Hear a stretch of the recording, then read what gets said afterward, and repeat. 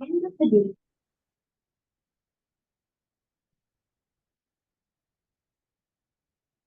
Krishna. So, welcome everyone. Is my audio okay? Yes, Prabhuji. Yes, Okay, very good. Thank you so much. Let's begin our session by chanting Mangalashtakam, Mangalacharan prayers. These are prayers offered to our Guru and Gauranga Mahaprabhu, with whose mercy we will try to speak and learn from something from Bhagavad Gita today. So let's do that, and then we'll begin with our session. Meanwhile, I'll just double check on the recording.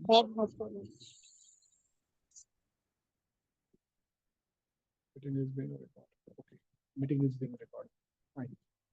So I'll share the PPT. I'll share this PPT also in the group, so all of you can also learn these beautiful prayers.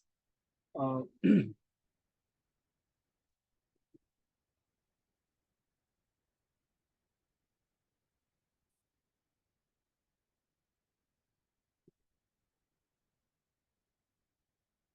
you all can see the screen. Yes, Prabhuji. Okay, wonderful.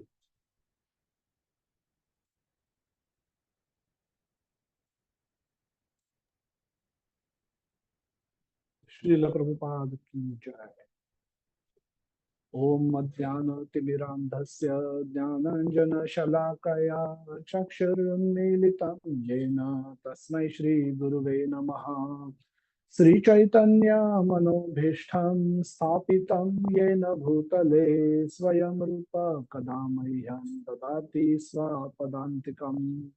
वन्देऽहं श्रीगुरुः श्रीयुतपदकमलं श्रीगुरून् वैष्णवांश्च श्रीरूपं साग्रजातं सहगण रघुनाथादितं त्वं सजीवं साद्वैतं सावधूतं परिजनसहितं कृष्णचैतन्यदेवं श्रीराधा कृष्णपादान् सहगण ललिता श्रीविशाखान्वितांश्च नमो ॐ विष्णुपादाय कृष्णप्रेष्ठाय भूतले श्रीमते भक्तिवेदान्त स्वामिनिति नामिने नमस्ते सरस्वती देवी गौरवाणी प्रचारिणे निर्विशेषा शून्यवादी पाश्चात्य देशे तारिणे नमो ॐ विष्णुपादाय कृष्णप्रेष्ठाय भूतले श्रीमते भक्तिसिद्धान्त सरस्वती इति नामिने श्रीवर्षभानवी देवी दायिताय कृपाब्धये कृष्ण संबंध विज्ञान दायिने प्रभवे नमः। माधुर्योज्वल प्रेम ढाय श्री रूपानुग भक्तिदा श्री गौर करुणा शक्ति विग्रहाय नमस्तुते। नमस्ते गौरवाणी श्रीमूर्तये दीनतारिणे रूपानुग विरुद्धाप सिद्धांत ध्वांत हारिणे नमो गौर किशोराय साक्षात् वैराग्य मूर्तये विप्रलंब रसाम्बोधे पदाम्बुजाय ते नमः। नमो भक्ति विनोदाय सच्चिदानंद नामिने गौरशक्ति स्वरूपाय रूपानुगावराय ते गौराविर्भाव भूमेस्त्वं निर्देष्टा सज्जन प्रिया वैष्णव सार्वभौमाः श्रीजगन्नाथाय ते नमः। वाञ्छाकल्पतरुभ्यश्च कृपा सिन्धुभ्य एव च पतितानां पावनेभ्यो वैष्णवेभ्यो नमो नमः। नमो महावदन्याय कृष्णप्रेमप्रदायते कृष्णाय कृष्णचैतन्य नाम्ने गौरत्विषे नमः। पञ्चतत्त्वात्मकं कृष्णं भक्तरूपस्वरूपकं भक्तावतारं आख्यं नमामि भक्तिशक्तिकम्। हे कृष्ण करुणा सिंधु दीनबंधु जगतपते गोपेश गोपिका कांत राधा कांत नमस्तुते। तप्त कांचन गौरांगी राधे वृंदावनेश्वरी वृषभानुसुते देवी प्रणमामि हरिप्रिये। जय श्री कृष्ण चैतन्य प्रभु नित्यानंद श्री अद्वैत गदाधर श्रीवासादि गौर भक्त वृंद Hare Krishna, Hare Krishna, Krishna Krishna, Hare Hare, Hare Rama, Rama Rama, Hare Hare. Ki Jagannath Baldev Subhadra ki Jai, Srila Prabhupada ki Jai, Nitai Gaura Premanande, Hari Bol, Hari Bol, Hari Hari Bol.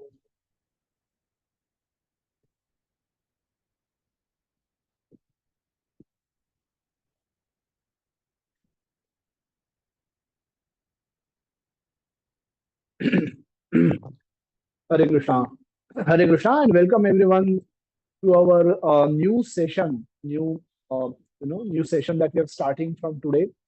We will be discussing entire Bhagavad Gita over next 18 sessions.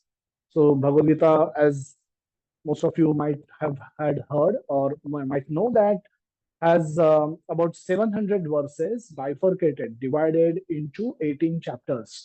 And so that Bhagavad Gita, we will try to study in a very concise way, but at the same time, we will take what is necessary, what is the essence of Bhagavad Gita, or what is crucial for our understanding, what is necessary for our practical learning. We will pick up all those important points from Bhagavad Gita and we'll try to present them in over the next 18 sessions starting from today. So today, as the chapter or the title of the chapter might tell you that it's we are discussing chapter 1 of Bhagavad Gita. Before, so we'll jump into the session. Before that, I'll just make few quick call outs, or not announcement but call outs, that more than 100 participants are expected, more than 100 or 200 participants are expected to be there. So do not do do not we have still kept chat open. We can chat with us, all of us. You can put in your questions which will be visible to everyone. Use it properly. Otherwise, we'll have to disable chat, or we'll have to make it only visible to the host and co-host. But we want to keep it interactive at the same time instructive. So it's not that one way I'm going to speak. Eventually, we will want all of you to also contribute, so that and that contribution can happen through chat, through using your microphone to speak, so that it becomes more of a two-way session. So that is one. Second is, all of you are requested to join on time. We want to, Bhagavad Gita can be studied over years and still the study may not get over. It's so deep. The meaning of these verses, the implications, application is so profound that, one lifetime may not be enough for us to learn entire Bhagavad Gita.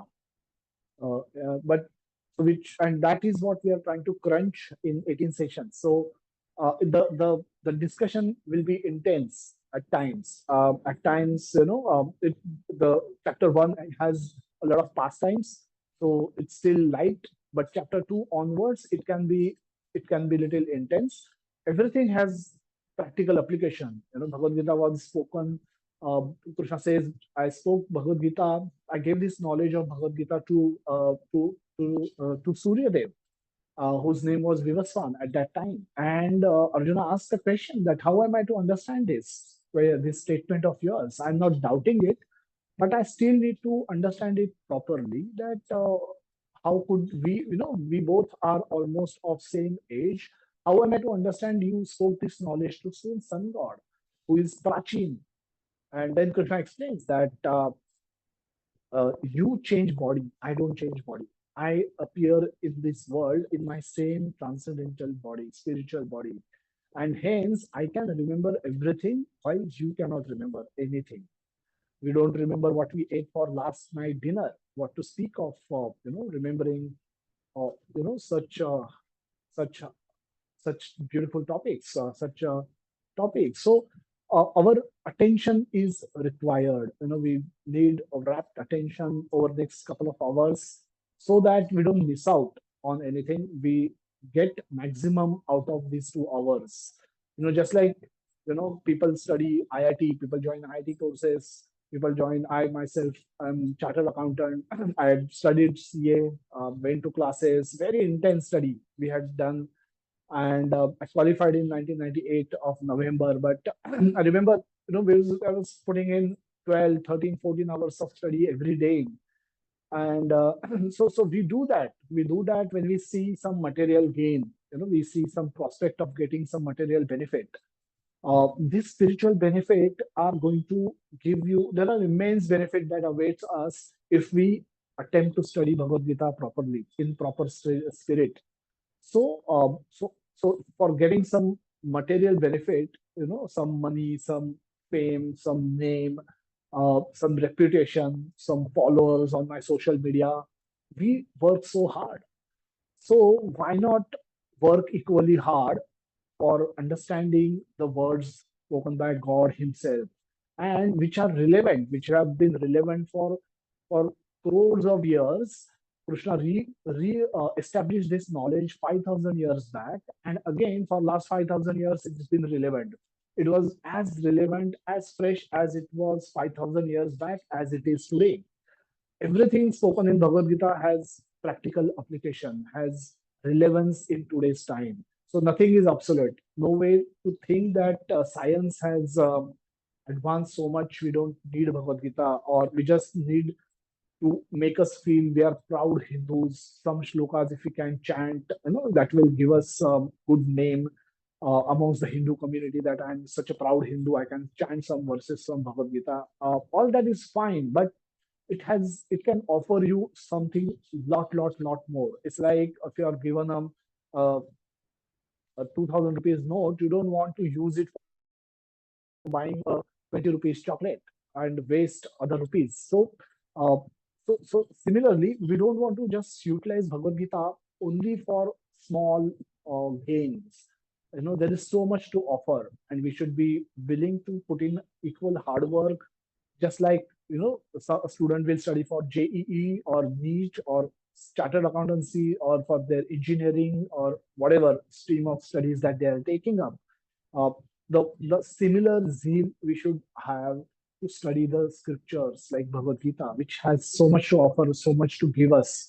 So, with that, let's jump into the topic of today. So, all of you will be on Zoom, and so we request you to use the same Zoom name. A lot of time we see mobile names appear, Vivo or iPhone. We want to know who you are. So please log in, change, go to the Zoom menu, rename yourself so that we know who you are, and use the same Zoom name in all the sessions so that we can track who has been attending for how much time, and we can get back to you. We can connect back with you saying, if you got dropped, we can find out why you got dropped. Could there be any issue?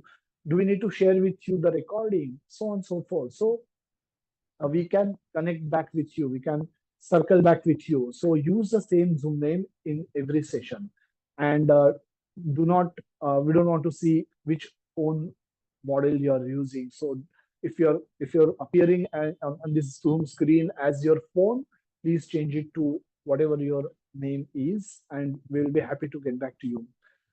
During the session, we generally use polls, which we'll not use today, but generally we use polls. And at the end of session, we give some quiz so as to keep it more interactive.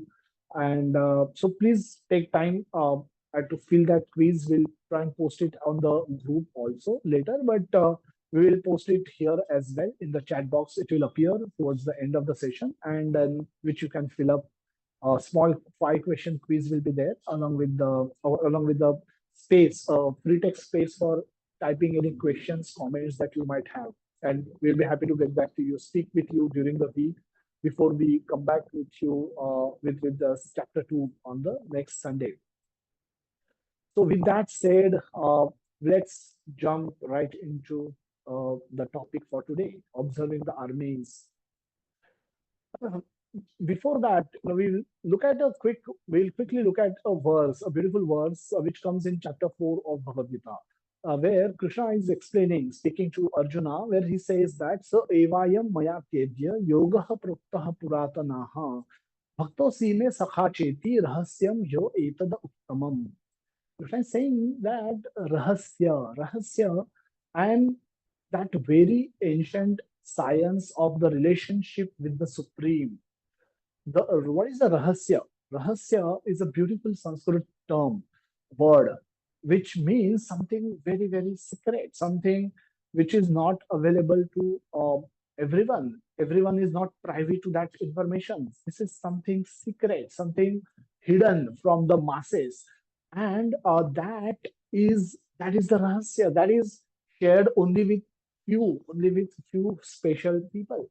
So that rahasya, uh, Krishna is saying that I'm revealing that rahasya to you. What is the rahasya all about? The rahasya or the secret is all about the relationship, science of the relationship with the Supreme. So it is science. Bhagavad Gita is a scientific knowledge. Prabhupada, Srila Prabhupada, who is founder Acharya of ISKCON, presented Krishna consciousness as a scientific study of loving God, be loving and serving God.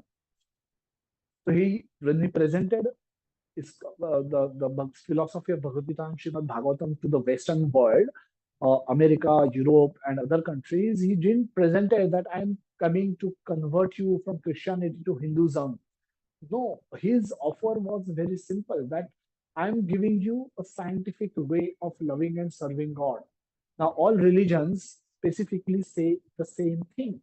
So, but none of those religions are able to give any scientific method to love and serve God, to give information about God. Whom do you want to love and serve? You should know something more about that person whom you wish to love and serve. So Prabhupada presented Krishna consciousness as a science to love and serve God.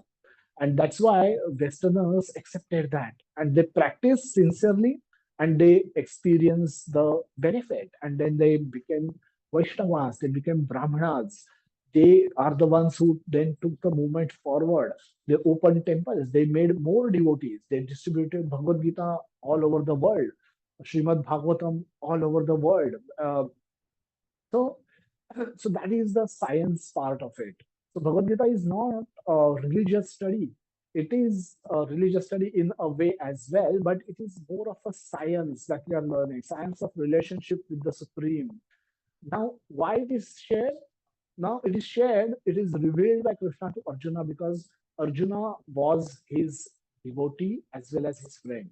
So he had a relationship with Krishna already, and therefore Krishna is now revealing this knowledge to him. So learning Bhagavad Gita has certain pre-qualifications. You need to have some qualifications before you can start learning and understanding and applying Bhagavad Gita into your life.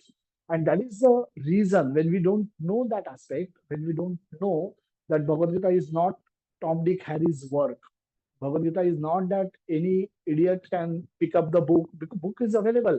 Book is available everywhere. Bhagavad Gita probably can be found in every library practically on this planet. But why not everyone is benefiting? Whoever is touching the book, are they are not benefiting from studying or reading this book? Because they are not they don't have any relationship with the God. These are words spoken by God. God cannot be understood by our own effort because God is truly great. God is supreme, and God can only be understood when He chooses to reveal Himself to us. And in order for God to decide that I should reveal myself to a person, that person should have established some relationship with the God. He will, otherwise, why will do we reveal our bank balances to a stranger? We don't, right? But we can do that with our children. We can do that with our parents. Why? We have a relationship. So a bank balance for us is a secret, isn't it? How much gold we have in our safe deposit locker in the bank is our secret, and we don't reveal it to anyone and everyone. We don't announce it, go in the market and announce it with the loudspeaker that my bank balance is so and so. I have so many kilo gold in my treasury. So we do that in a very confidential way, only with those with whom we have some relationship. And that is the transcendental mystery of this science. So Prabhupada writes in the introduction to Bhagavad Gita, this book of Bhagavad Gita, as you can see, I studied when we went to ISKCON Juhu, I went there and I did a Secret of Success course. And after that, I purchased this book sometime in June 2013. And I've been using the same book till now and have a lot of notes, markings on this book. So this book has been my constant companion since that day, 13 June 2013. That's the date I had written when I got the book. I had a habit of writing writing something on it. So this is the date which we have written. And so that was the day when the SOS in June 2013 was conducted. The same SOS that most of you would have attended last weekend. But that SOS we attended in person. And then we got hold of this book, and we don't want to leave this book for the rest of our life. So, so the introduction, Prabhupada has given beautiful introduction which go about for about 30 pages, which is also available as a separate small book, Introduction to Bhagavad Gita. So that introduction itself is very beautiful, and Prabhupada writes in that introduction, which we will take a look at very quickly, that Prabhupada is writing that Krishna tells Arjuna that he is relating his supreme secret to him because Arjuna is his devotee and his friend. The purport of this is that Bhagavad Gita is especially meant for the devotees of the Lord. Bhagavad Gita is best understood by a person who has qualities similar to Arjuna. What was Arjuna's qualities? Arjuna was friend of Krishna and a devotee of Krishna. So Prabhupada reiterates that must be a devotee in direct relationship with the Lord. As soon as one becomes a devotee of the Lord, he also has a direct relationship with the Lord. One can, then Prabhupada explains the five types of relationships that we have, we can have with God. The five, there could be 12, but the five are the most positive and intimate relationships that we can have with God. And which are those? Those are described here. One is Shantaras, relationship in Shantaras, or a passive state. Relationship in active state, that is Dasyaras. Dasyaras means when we want to serve Lord, when we want to become servitor of the Lord. One may become a devotee as a friend in the Sakhyaras. So Gopas in the Vrindavan, they were friends with Krishna. They were not considering, they were not, when they were meeting Krishna in the morning, when they used to all take cows for grazing in Vrindavana forest, in Govardhana hill. So whenever they used to see Krishna, they were not paying obeisances to Krishna because they are connected, they are related with Krishna in the Sakhyaras. So they would just like to how two friends meet and greet each other. Similarly, they were going and meeting and greeting Krishna. They were playing with Krishna. They were playful with Krishna, and Krishna loved it that way. He was not expecting them to come in front of him and pay obeisances, Om Namo Bhagavate Vasudevaya, or Hare Krishna, Hare Krishna. Oh, no, no, no. He didn't wanted any of that. He wanted them as friend, and as friend, he was also reciprocating with them. Very beautiful relationship he had with his friends.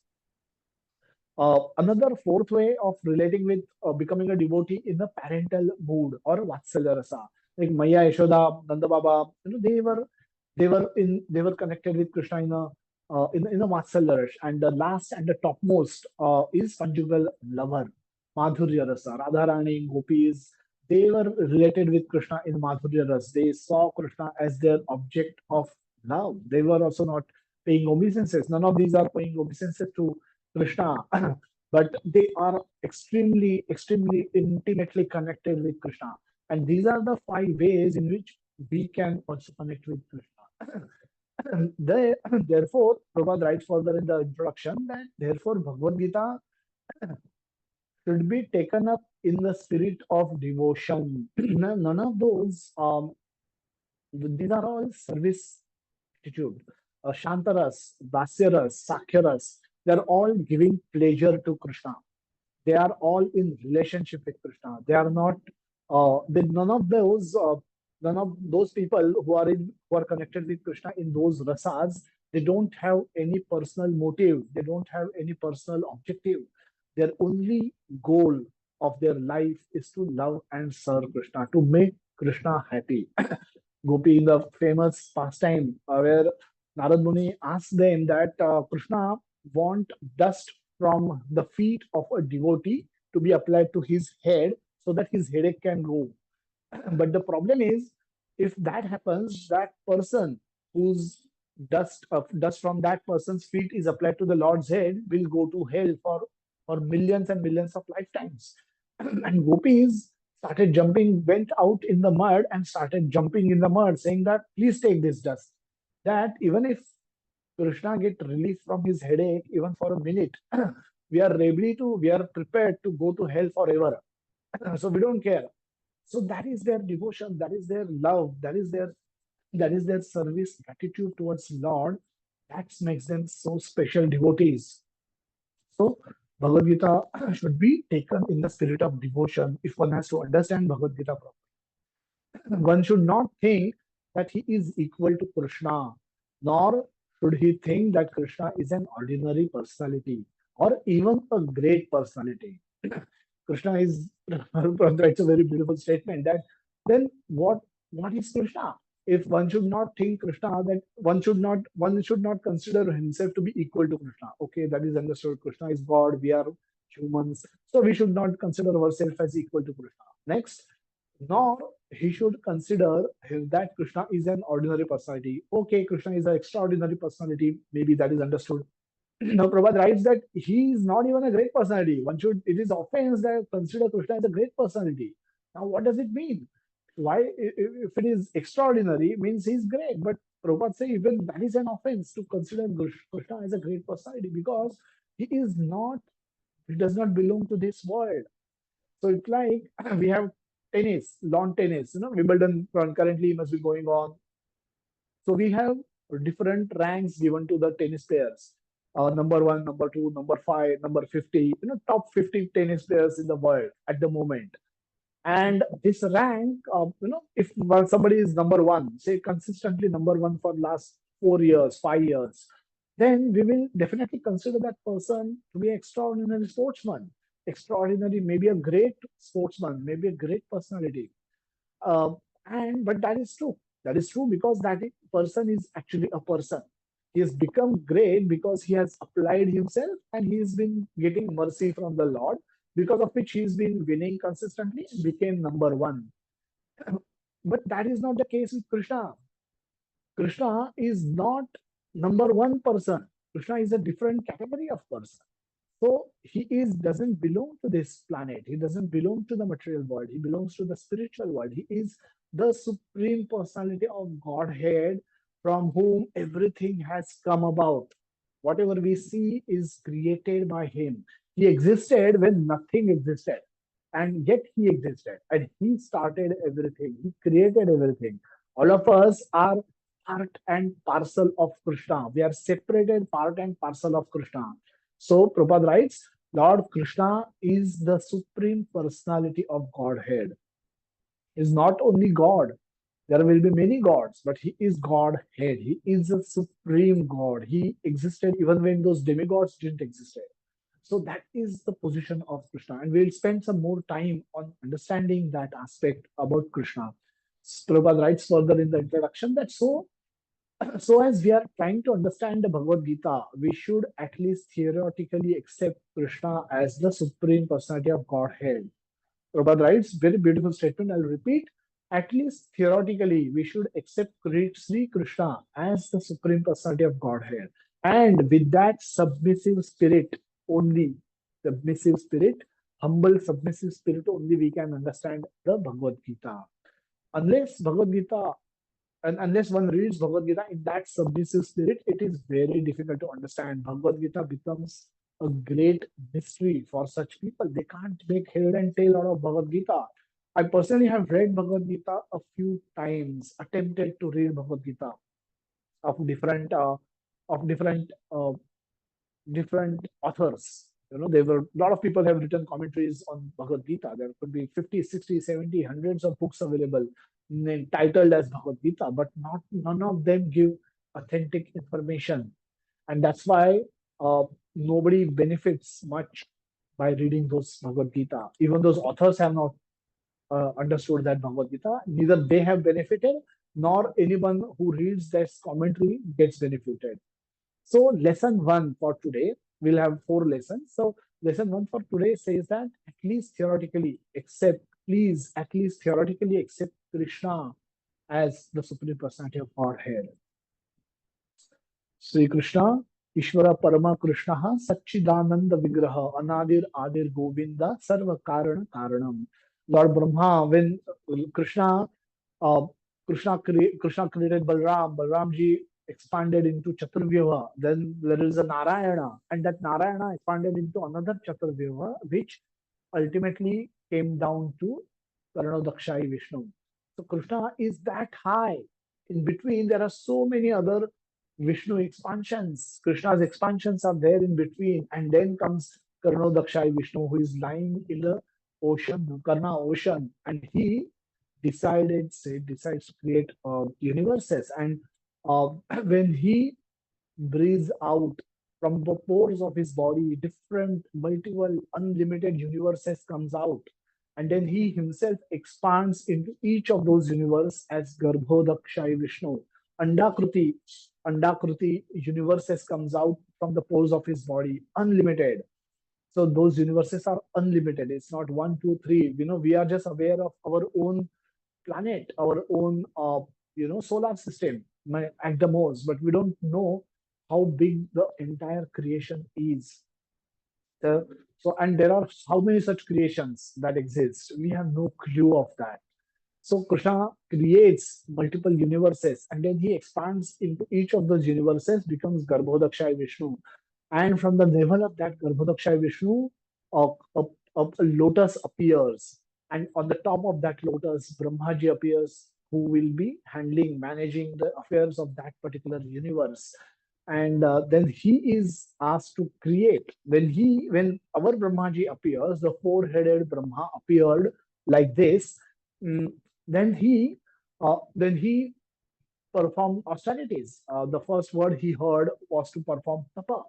Tapa, that is austerity. So he performed austerity and then he got knowledge. And with that, he glorified Krishna. He was seeing Lord face to face. And then he beautifully composed some some verses to glorifying that Supreme Lord, whom he was seeing. So there was Lord and there was Brahmaji face to face. Then Brahmaji composed these beautiful prayers which are available to us today as Brahma Samhita. And the first verse in that chapter is Ishvara Parama Krishna Satchidananda Vigraha. Satchid Ananda. And he is a Vigraha. He is a form. There is a form. He is a person. And how is this person? He is a Satchid Ananda person. He is eternal. He is all knowledgeable and he is happy. He is always blissful person. And that person is Krishna. Brahmaji confirms this. Then let's understand why should we accept Krishna as the supreme personality of Godhead, at least theoretically, and what is in it him so special which help us and because of which we should do this. So let's understand Lord Krishna's birth and activities proves his supremacy. Krishna speaks in the Bhagavad Gita that Janma Karma Chame Divyam Evam Vyo Veti Tattvataha Tyaktva Deham Punarjanma Maiti Mameti So Arjuna. One who knows the transcendental nature of my appearance and activities, Janma and Karma. Janma is appearance and activities are karma, that is actions that perform. So anybody who knows this does not, on leaving the body, take his birth again in this material world, but attains my eternal abode, O Arjuna. So this is a very beautiful verse, comes in Bhagavad Gita 4th chapter, 9th verse. And that confirms that Krishna's appearance is also special and his actions are also special. And anybody who understands these two things in a tattva means it's just not heard on the YouTube. Yeah, इस तरह से नहीं. We have to understand them thoroughly, properly, and if we can do that, then we need not, we will not have to take birth again in the material world. All scriptures of this world, be it Christianity, be it Islam, be it Hindu scriptures, so-called Sanatan Dharma scriptures, they speak about ending the cycle of repeated birth and death while we are in the human form of body. We'll speak about this later in the second chapter onwards, but that is the goal of human life. That act, act in such a way that you don't have to take birth again in this material world, which is Dukkhalaya and Shashvatam, which is a house of misery, place of misery. And it's a temporary world. Everything, our body is temporary. We will be given another body after a few years. Um, and but and then this cycle is continuing. And every scripture urges the users of that scriptures to love and serve God in such a way that you don't have to take birth again in this material world, but attains his eternal abode. Will Don't have to worry. We'll talk about that later. Let's understand 5,000 years ago, Krishna appeared in Mathura, India, as the eighth son of Devaki and Vasudeva. What a beautiful form in which Krishna appeared. Krishna appeared in Karagraha. Krishna appeared in the womb of mother uh, Devaki, and then he appeared in front of her as a small baby with beautiful long hairs, beautifully decorated with jewelry, um, smiling face, and immediately he show his four-armed Vishnu form, because Devaki and Vasudev are though they are in the parental mood, but they have Aishwarya Bhav. So they worshipped Vishnu. So he immediately showed them the four-arm form of Vishnu. And then Vasudeva requested him, no, no, no, we want to see you as a small baby. Become a baby once again. Again, he becomes a baby. It takes a baby form.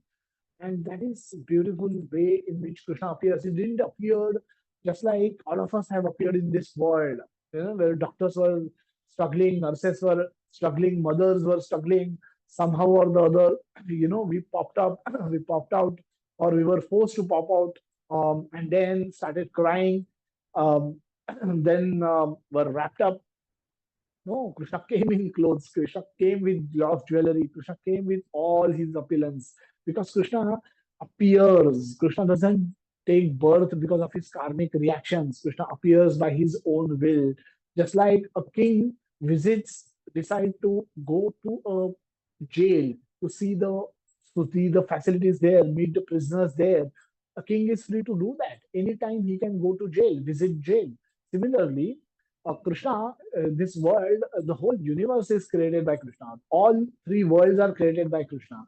So everything is belonging to Krishna. Everything is owned by Krishna. Everything is controlled by Krishna. So Krishna can go anywhere, whenever he wants, and he can go in any form that he wants, and he can do whatever he wants.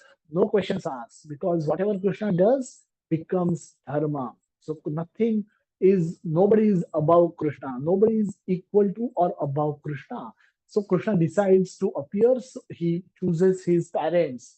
None of us can claim that we have chosen our parents. None of us can claim that we have chosen our family, our surname, our country, our state in which we were born, our city, our village where we were born. None of us could choose that. But Krishna chose that. By his choice, he brings the Mathura Mandal, Vrindavan Dham, from spiritual world to the country, and then he chooses himself to appear in this way.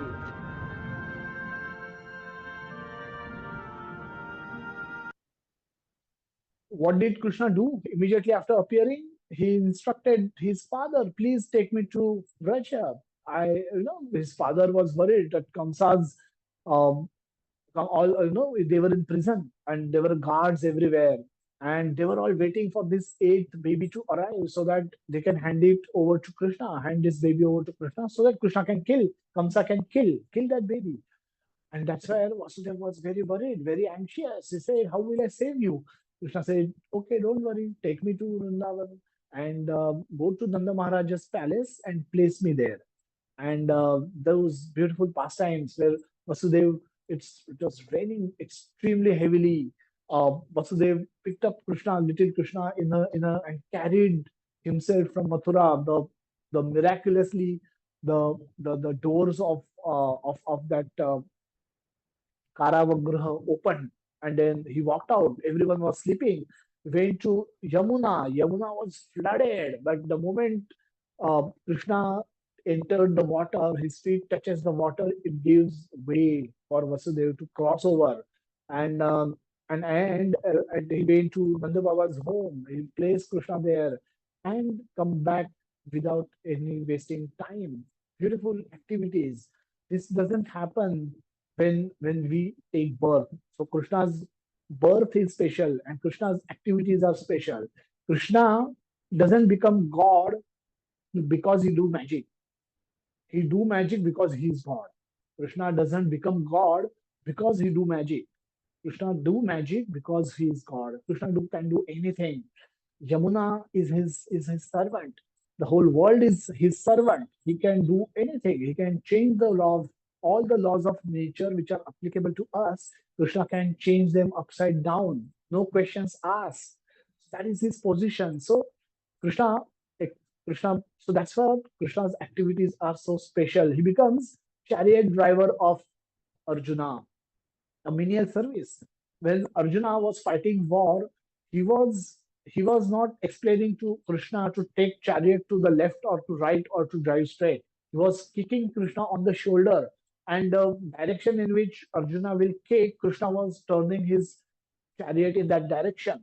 So, for such a menial work, why would a person who is so great, whose position is so big, so huge, will choose to become somebody's driver? But that is special nature of Krishna. We'll see that in the verse when we will look at it. So Lord Krishna's opulence proves his supremacy. Bhagavan, Bhagavan means Bhaga means Bhagya or the opulences, and Van is the one who possesses them. The six opulences, the wealth, strength, fame, beauty, knowledge, and renunciation, Vairagya. Krishna possesses them in full. We have some examples. Some are known as beautiful, some are known as wealthy, some are known as knowledgeable, some are strong, some are famous, and some demonstrate renunciation. But none of those can claim to have everything in its full.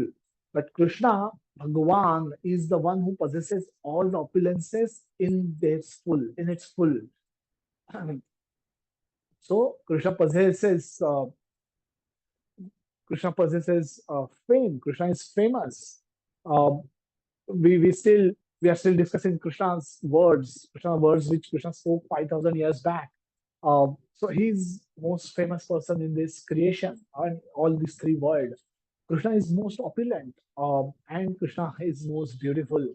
Is attractive. The word Krishna itself means all attractive. He's attractive not only to humans, but he's attractive to even trees, plants, birds, animals, and also um, the nature, the mountains, the rivers. Everyone is attracted by Krishna's beauty.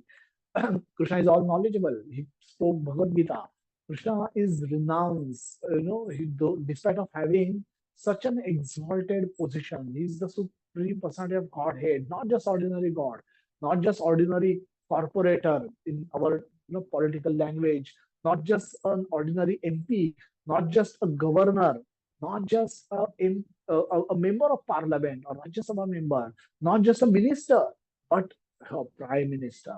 He is like a king in this country.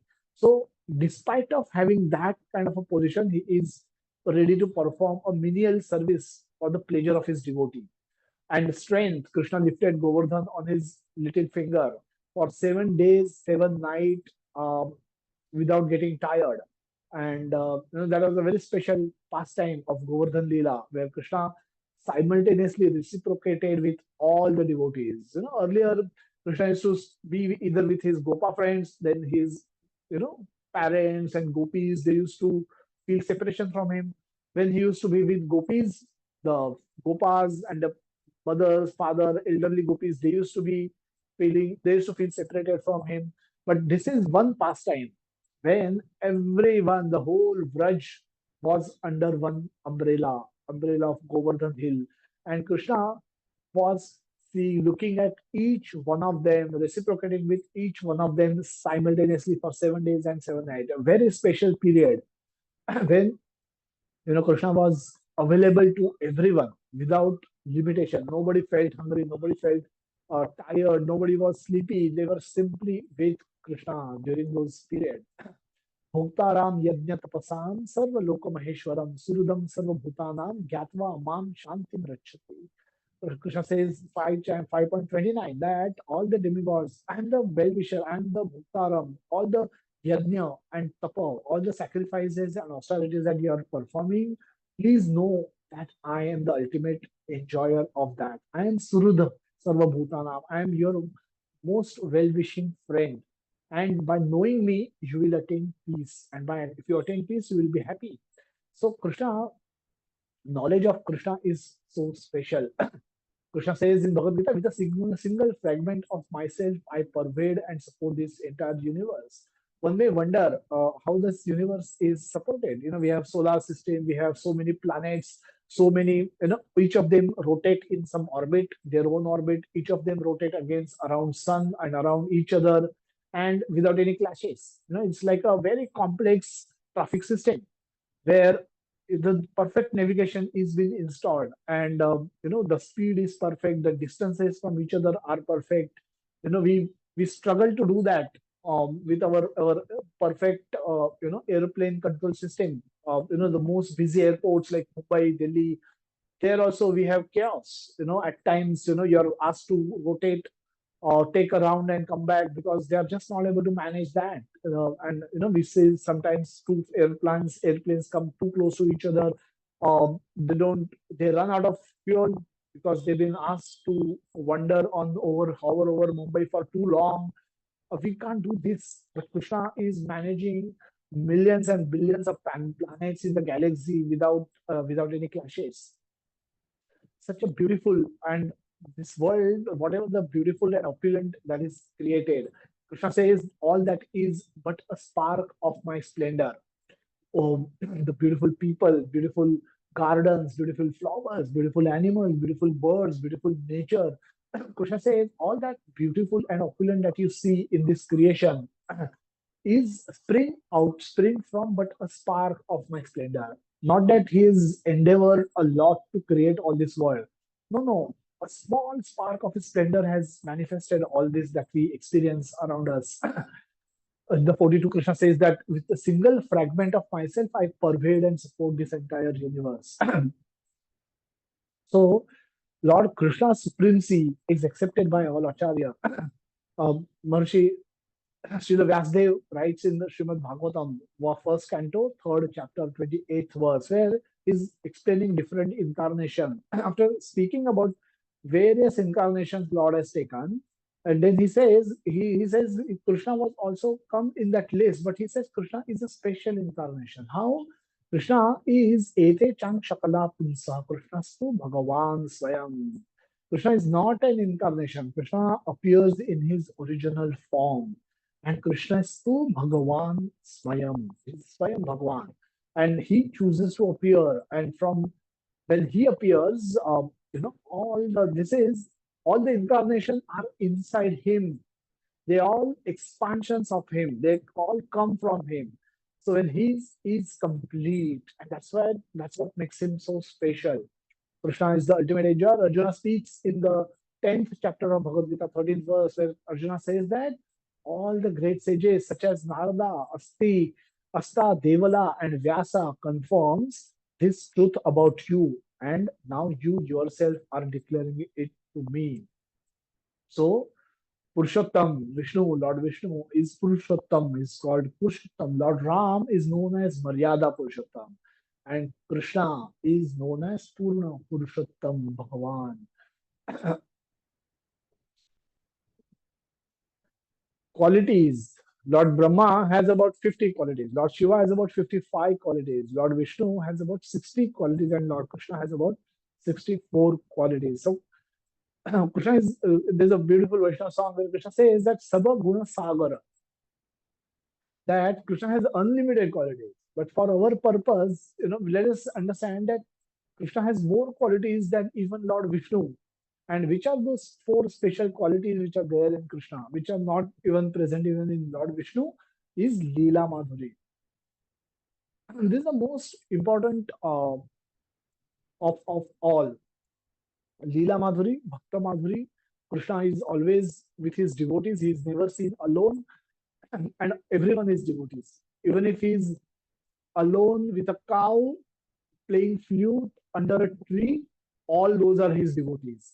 The grass you see, they are his devotees. Cow you see in the picture is his devotee. The trees that you see in the picture, they are his devotees. If they, the moment Krishna come closer, they want to love and serve him. They immediately create shadow and hold it over Krishna so that he doesn't suffer from the heat. No, the sun does not trouble Krishna. Sun is also his servant. But this is the service attitude even a tree has. And cow will want to give milk. Tree will want to offer shadow, want to offer fruit. Even if it is not season, mango appears in Mumbai, Maharashtra in May, but a tree can give mango, perfectly ripe mango, even in November, December, whenever Krishna wants. Whenever Krishna go closer to that tree, the tree will produce mango and offer it to Krishna. The cow will offer milk to Krishna. The grass will become very soft so that when Krishna touches that grass, he should not feel pain. He should not feel his feet should get hurt. So everyone is willing to trying to love and serve Krishna. So that is Bhakta Madhuri. So he's never alone. Venu Madhuri. When Krishna plays flute, attract everyone by playing flute. And Rupa Madhuri. Krishna has extraordinary beauty. And Krishna's beauty attracts not only just humans, but everyone. The entire creation is attracted by his beauty. And Krishna is Leela Madhuri. We see Krishna is running, and his mother Maya Yashoda is chasing him with a stick in her hand. And we're talking about Supreme Personality of Godhead is being chased, looking scared, crying, and running away from his mother, you know, thinking that he will get beaten up if he get caught. What is happening? That is Leela. That is beautiful Leela. He is acting as a chariot driver of Arjuna. One may wonder if he's supreme God, what is he doing there? Why is getting kicked from Arjuna? But this is his Leela. Leela is play. Leela is pastime that Krishna wants to perform for the play, for giving pleasure to his devotees. Krishna is happy and Krishna wants to share his happiness. And that is done when he comes, appears in this world, in the Golok Vrindavana Dham, and along with his along with his very intimate devotees and perform beautiful Leela, but beautiful pastimes. And one who does not understand the word Leela or the pastime may always remain wonderstruck with Krishna, may never be able to understand Krishna, and may never get benefited by the knowledge given by Krishna in the form of Bhagavad Gita. Conclusions. Krishna, though Krishna appears in human form, his nature is transcendental. We are still trying to figure out why we should consider Krishna as the Supreme Personality of Godhead. Why we should have humble and submissive mood towards Krishna. These are the reasons why we should all have that. Krishna is transcendental. Though he appears to be coming in a human form. His nature is always transcendental. All demigods are Krishna's subordinate. Krishna possesses all six opulences in full. Krishna's devotees are always protected. Krishna says in the ninth chapter of Bhagavad Gita that declare it boldly, O Arjuna, my devotees will never perish. Arjuna Pratijanehi Name Bhakta Pranashyati. My devotees will never perish. I will always help my devotees. I will always support my devotees. So Krishna's birth and activities are transcendental. Just like we discussed some of those. That is what makes Krishna so special. So Krishna possesses four qualities that are even absent in Lord Vishnu. And Lord Krishna is the source of all incarnation. And lastly, Lord Krishna is the supreme personality of Godhead. Gita Mahatmyam, what is great about Gita? What is so great about Gita? And this is given by Shankaracharya, who didn't who preach, who is Lord Shiva, appearing in the form of a Brahmana for preaching false philosophy. So he preached impersonalism, but he's the same person, same Shankaracharya who has composed this beautiful Gita Mahatmyam, where he is saying that if one reads Bhagavad Gita very sincerely and with all seriousness, then by the grace of the Lord, the reactions of his past misdeeds will not act upon him. So your karma will change. Your karma will change. Your karma can change. Gita has potential to change your karma. uh, Third verse where where Shankaracharya is saying that one may cleans himself daily by taking a bath in water. But if one takes a bath even once in the sacred Ganges water of Bhagavad Gita, for him the dirt of material life is altogether vanquished. So he's comparing the words of Bhagavad Gita, the knowledge of Bhagavad Gita, with the sacred Ganges water, and saying that just like um, when we take a dip in the Ganga, all our past sins are vanquished. Similarly, the dirt of material life can altogether get vanquished if it for anybody who sincerely studies Bhagavad Gita.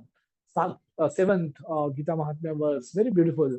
In the present day, people are very much eager to have one scripture, one God, and one religion, and one occupation. Therefore, now he is giving the conclusion that why should you study Bhagavad Gita? He's saying that therefore, ekam shastram devaki putra gitam. Let there be one scripture only, one common scripture for the whole world. That is Bhagavad Gita. Eko deva devaki putra eva. Let there be one God. And who's that God? Then for the whole world, there should be one God. That is Sri Krishna. Eko mantrastasya namami. Let there be one high, one mantra, one prayer, the chanting of his name. Hare Krishna, Krishna Krishna, Hare Hare, Hare Rama, Rama Rama, Hare Hare. And karmapi ekam tasya devasya seva. Karmapi ekam tasya devasya seva. Let there be only one occupation. Let there be only one work, the service of the Supreme Personality of Godhead. This brings us. Let's begin with the overview of Bhagavad Gita. Bhagavad Gita, we're dividing for our purpose. We're dividing it into three sections. The entire Bhagavad Gita, the chapters 1 to 6, 7 to 12, and 13 to 18. The 1 to 6 will teach us roughly learn to work. Then chapter 7 to tell us about Krishna. Oh, beautiful, the most sweetest part of in this entire Bhagavad Gita are the chapters 7 to 12. And while living in this world, how should we live in this world? What are the difficulties that we will all encounter while living in this world, and how we should overcome those difficulties so that we can continue to love and serve Krishna. That is explained from chapter 13 to 18. Krishna, Bhagavad Gita is also compared sometimes to a jewelry box or a sandwich where there is a thick coverage, thick bread on the top and thick bread at the bottom. And in between these two breads, which are foul tasting bread, there is a sweetest, most nectarian part that is the filling in between. Similarly, a jewel box has a hard covering from the top and hard covering from the bottom, but inside the middle part is the beautiful studded jewel.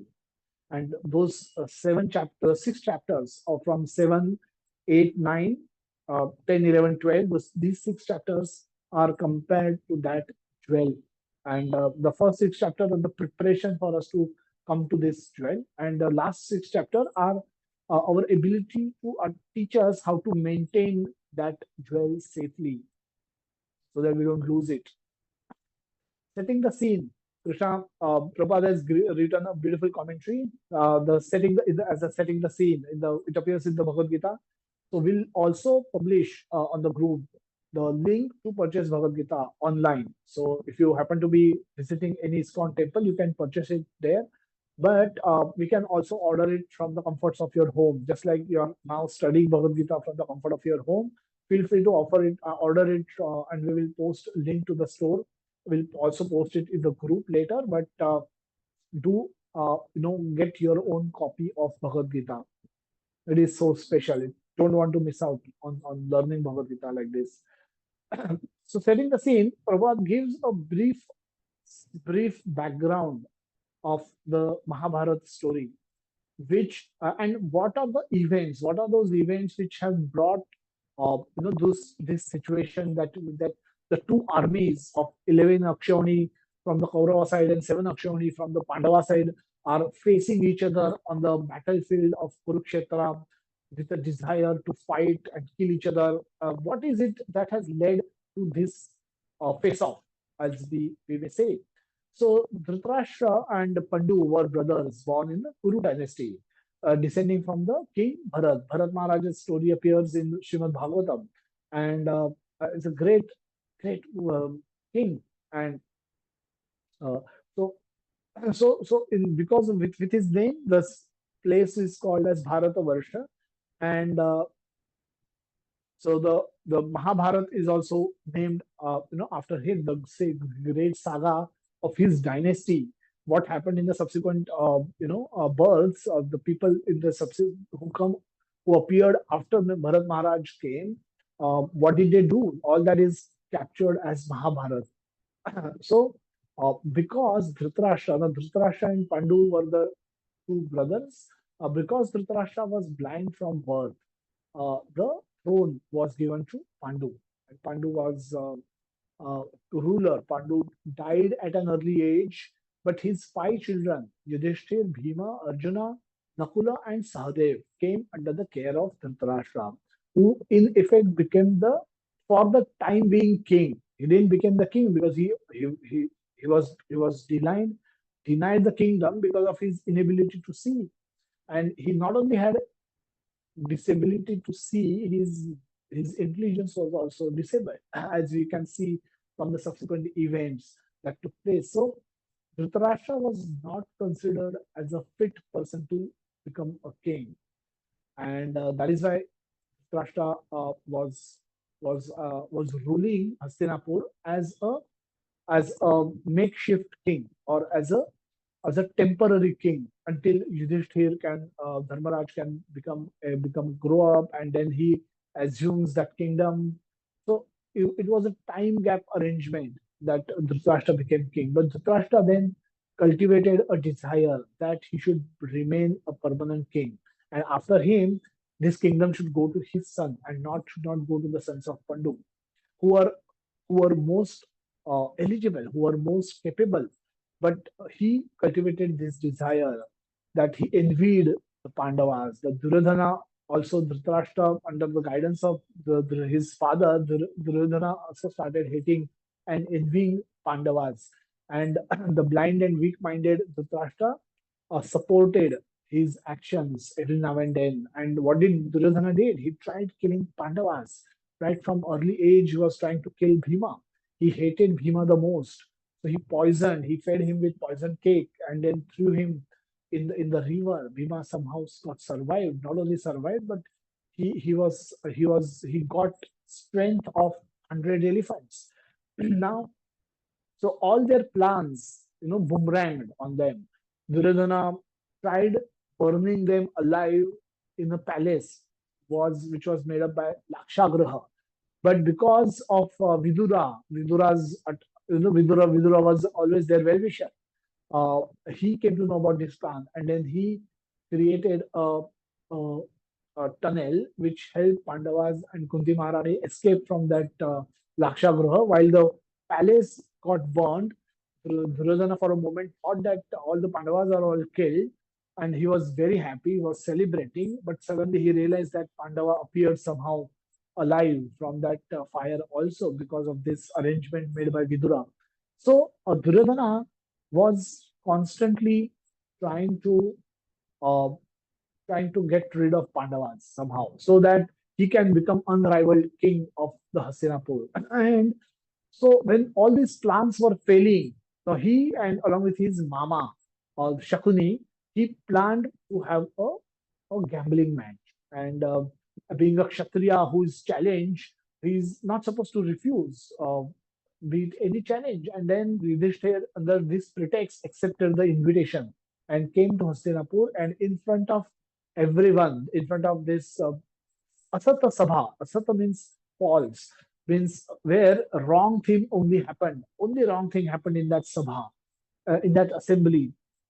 Shakuni Mama played from the side of Duryodhana. He cheated and he looted Pandavas completely. So they lost all that they possessed. They were kings of Indraprastha. They lost their kingdom. He lost his brothers. He lost himself, and then he betrayed his wife, and he lost her as well. And that struck the most unfortunate. That led to the most unfortunate event in the which took place in the Kuru dynasty, when Duryodhana declared that all Pandavas have become his das servants, and Draupadi has become his dasi, and dasi should not be living as a queen. Dasi should work like a dasi. So he ordered Dushasana to bring that dasi uh, in the in the uh, in the forcibly bring Draupadi to the assembly hall, and then because of divine intervention of Krishna, they tried to strip her naked, but because of the divine intervention by Krishna, Draupadi was saved. But Pandavas they lost their kingdom and they were sent to forest for 12 years and 1 year in Ajnatwas. Now this happened. This forced them to exit. They went to a forest along with Draupadi and Kunti Maharani. They were living in forest. They were always with Krishna. They were facing difficulties after difficulties, but Krishna was always with them. They were always Krishna conscious. They were always remembering Krishna. They were always doing good things for Krishna, which was making Krishna happy. And Krishna never left them alone. And Krishna was always with them, and that's how they spent 12 years in the forest happily. And then 1 year in Ajnatwas, wait in the Virat Raj, when they hide themselves under different personalities. Yudhishthir became consultant of the king. Arjuna became dance master for the queen, for his princess Uttara, and then Bhima became cook, and then others, Draupadi became servant of the queen, and that's how they spent 1 year. And at the end of that 1 year, they came back and demanded their rightful kingdom back, and there was a lot of discussion took place. The Duryodhana refused bluntly. He and his argument was that सुई की नोक पे जितनी भूमि बनती है, at much land also I will not give, no matter what you will do.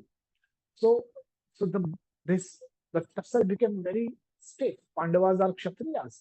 They they can't do anything else other than ruling, and they were rightful rulers of the Indraprastha. They won that was their land, and they complied with the conditions that were given in the assembly match or the gambling match. So they complied with those conditions. So they were asking for what was most rightful for them, and they were happy to leave. But Duryodhana was hell bent not to give them anything. And Pandavas reduced their request to mere 5 villages. But Duryodhana arrogantly replied that he won't spare them enough land into which to drive pin. What to speak of giving a village? Now, with this kind of a statement, the face off, the war became inevitable. Krishna personally went, but Duryodhana tried arresting him instead of listening to him. Krishna demonstrated his Virat Rupa. So his Virat Rupa was demonstrated on few occasions. Once to Maya Yashoda, when she suspected him that he's eating bird, she asked Krishna to open his mouth, and when he opened his mouth, she saw the entire universe, all the three worlds inside his mouth, and she saw herself, and along with Krishna sitting in this Raja in the Vrindavan, and then she fainted. So that was one occasion when Krishna showed Virat Rupa to demonstrated his Virat Rupa. Another occasion was this when he came to Hastinapur and Duryodhana tried arresting him, and Krishna manifested his Virat Rupa. And Duryodhana thought that he's showing some magic. Now, this is the common mistake that everyone makes. They think that by by by my austerities, I will become better magician than Krishna. Krishna is not just a magician. So therefore, Arjuna, Duryodhana always thought that he's nothing more than just a magician. You know, few tricks. But Krishna was altogether a different category. He could never figure that out. So even though Krishna showed Virat Rupa, which was impossible to to show, to demonstrate to anybody else other than Krishna in this whole world. So, so that was the second occasion. And third occasion, as somebody rightly mentioned in the chat, that it was shown to Arjuna. The 11th chapter of Bhagavad Gita demonstrate where we describes that beautiful universal form. And so that is another occasion when this universal form was shown. So the war has now become inevitable.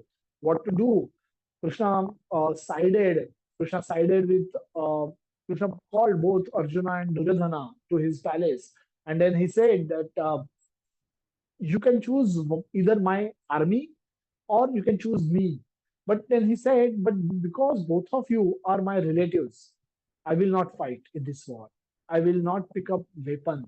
I will just be there as a as an advisor if you want one.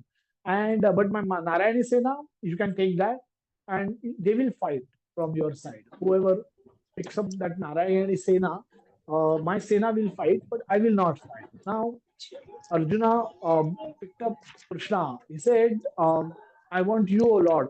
Keshava used to be referred to as Keshava in Bhagavad Gita, also many places. He's referring Krishna as a Keshava. So he says, Keshava, I want you on my side. I don't need anything else and anybody else. And Duryodhana, actually, inside his mind, he was worried that Arjuna will ask for Narayani Sena. And because he was comparing one against millions, it doesn't happen like that. Krishna is not that category. He failed to recognize that fact. So externally, he internally he became very happy that Arjuna asked for Krishna. But externally, he showed that, oh, Krishna, we wanted you, but what to do? Arjuna has already exercised his right. He has already asked you. So let me take whatever I get. Let me be happy with the Narayana Sena. What choice do I have? Internally, he became very happy. Then when he went back to Hastinapur, he met Bhishma and Drona and others, and he was beaming with happiness. Bhishmacharya asked him, "What happened? You went and saw Krishna. Is he going to be on our side? Have you asked for him?" And he said, "No. What's the use of that idiot? He is not going to fight. He said, I will not fight. So what's the use of him then?" I got hold of his army. That Arjuna was fool enough to ask for Krishna, and he's so dumb. He's my younger brother, but I just can't imagine how idiot he is. He asked for Krishna, who said, "I'm not going to fight." And I was wondering he might ask for Narayan Sena, but foolishly he refused Narayan Sena and accepted Krishna. And I got Narayan Seta. That's why I'm very happy. Bhishma, Bhishma nodded his head, and Bhishma knew Krishna is Supreme Personality of Godhead. Bhishma is his devotee. And he said, "You fool Duryodhana, what is the use of Narayani Sena when Narayan is not there?" In absence of Narayani Sena is as useless as grass. You don't need them. What is the use? You're so idiot. How can you be so dumb? You can't see he is Narayan, he is God. Wherever he is, that's where the victory is going to be. Now he is going to be on the side of Pandavas. What hope then do you have of winning this war? Now, this is why um, this is what happened between this was the conversation that took place after returning to Hastinapur between Duryodhana and Bhishma. But Duryodhana was carefree. He didn't pay much attention to Bhishma's comments, and then entered into the war. And the two army came in front of each other. And Dhritarashtra was blind, so though he was a Kshatriya, he was not going to fight. He was not going to go onto the battlefield. So he was sitting in the he was sitting in his palace, and Sanjay was his chariot driver, who got a spiritual vision from Vyasadeva. Vyasadeva gave him vision so that he can describe what's happening on the battlefield to Dhritarashtra. So with those spiritual eyes, with that special vision, he started seeing the war, the battlefield, and uh, as he was sitting there with Dhritarashtra, Dhritarashtra asked him the question, the first verse which comes in Bhagavad Gita, Dharma Kshetre Kurukshetre. Samaveta Yusava Mamakaha Pandavaschaiva Kim Kurvanta Sanjaya. That is the first verse. So we've given the overview of chapter 1 of Bhagavad Gita, which we will discuss from now on. Dharma Kshetra Kurukshetre. That is the first verse, where Dhritarashtra is making an inquiry to Sanjaya. Sanjaya, you please tell me, what did these people who have assembled in the battlefield with a desire to fight, what did they do? Now we'll see, look at that verse shortly. Now, verse 3 onwards, Duryodhana starts speaking. There are four speakers of Bhagavad Gita. Dhritarashtra speaks the first verse. Sanjay speaks in between. And Duryodhana has spoken in the first verse, the first chapter of Bhagavad Gita. And he speak series of verses from 3 to 11. There is long conversation that he's had between him and he's addressing it uh, to Dronacharya, and he's also talking about everything about the the comparing the strength of two armies and saying that how his army is superior and giving a pep talk to Dronacharya. Dronacharya is their senapati, and so that is diplomacy. We want to instigate fire of fighting in those warriors on the who are there on his side. At the same time, become aware, know that even there is a strength on the side of Pandavas as well, but our strength is far superior. So don't be afraid, don't be worried. Just fight wholeheartedly, and he want to ensure that happens when he speak to Dronacharya and then to address it to Bhishma Dev in that way. So Duryodhana's diplomacy is explained in the verses 3rd to 11th. Signs of victory for Pandavas. Now these are described in the chapter in the verse 14 to 20, and Krishna as a Bhaktavatsal is described in the 21 to 27th verse. And then Arjuna's reasons for not fighting. Now something significant happens in this first chapter. Arjuna speaks and detail from 28 to 46. Arjuna is only speaking. Krishna doesn't utter a one word in this entire chapter. The first verse in the comes in as a Bhagavan Uvacho, comes in the second chapter. That second verse. Ututsva Kashmiramidam Vishame Samupasthitam Anarjushtam Aswargyam Akirti Kalam Arjuna. Krishna, where he's just asking casually to Arjuna that these reasons that Arjuna gives, Krishna is saying, from where all this nonsense? What are you talking? From where all these doubts have come into your mind? Now, that is the first verse Krishna speaks in the second chapter, which we will discuss in the next Sunday. But Arjuna gives elaborate reasons why he should not fight, and those reasons are so convincing. We'll take a look at those as well today.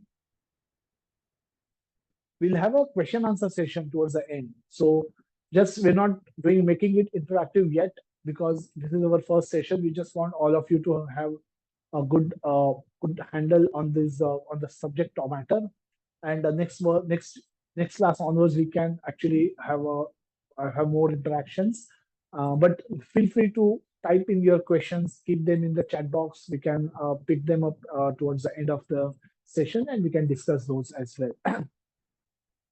Dhritarashtra उवाच धर्मक्षेत्रे कुरुक्षेत्रे समवेता युयुत्सवाः नामकः पाण्डवाश्चैव किम् अकुर्वन्त Sanjay. Dhritarashtra is doubting. Dhritarashtra has doubts whether the war is happening or not happening. They have assembled. He knows, is it, when you come for lunch and there is lunch available, you all are hungry, there's that lunch time, you all assemble for lunch. What's the point in asking what did they do? Of course, they ate lunch. But Dhritarashtra is doubtful. He is desirous that maybe the Pandavas may not want to fight, or maybe, but they may just walk away. Now he doesn't know what the fate of this war will be. Even he is blind by intelligence also. He doesn't know that Krishna is on the side of Pandavas, which means the victory will go there. So because he's not aware of all this, is desirous that maybe war should not happen. Maybe even if it happens, my sons will win. So he has many desires, many doubts in his minds, and out of which he's asking, Kim Akurvanta Sanjaya, what did they do? and he's fearful and he's hopeful. Because of all these reasons, he's asking this question. Dharma kshetra, kurukshetra. This is again a important terminology. Now, his Dharma kshetra is a place of pilgrimage. Kurukshetra. That was so the Dharma kshetra where the religious activities happens. There, these are these places are more favorable to those who are sattva guni or who are devotees, unfavorable to those who are non-devotees. A non-devotee, when he go to a dham, uh, he feels very uncomfortable because whatever is happening in dham, what does happen in the dham, in the place where special pastime would have happened in the dham?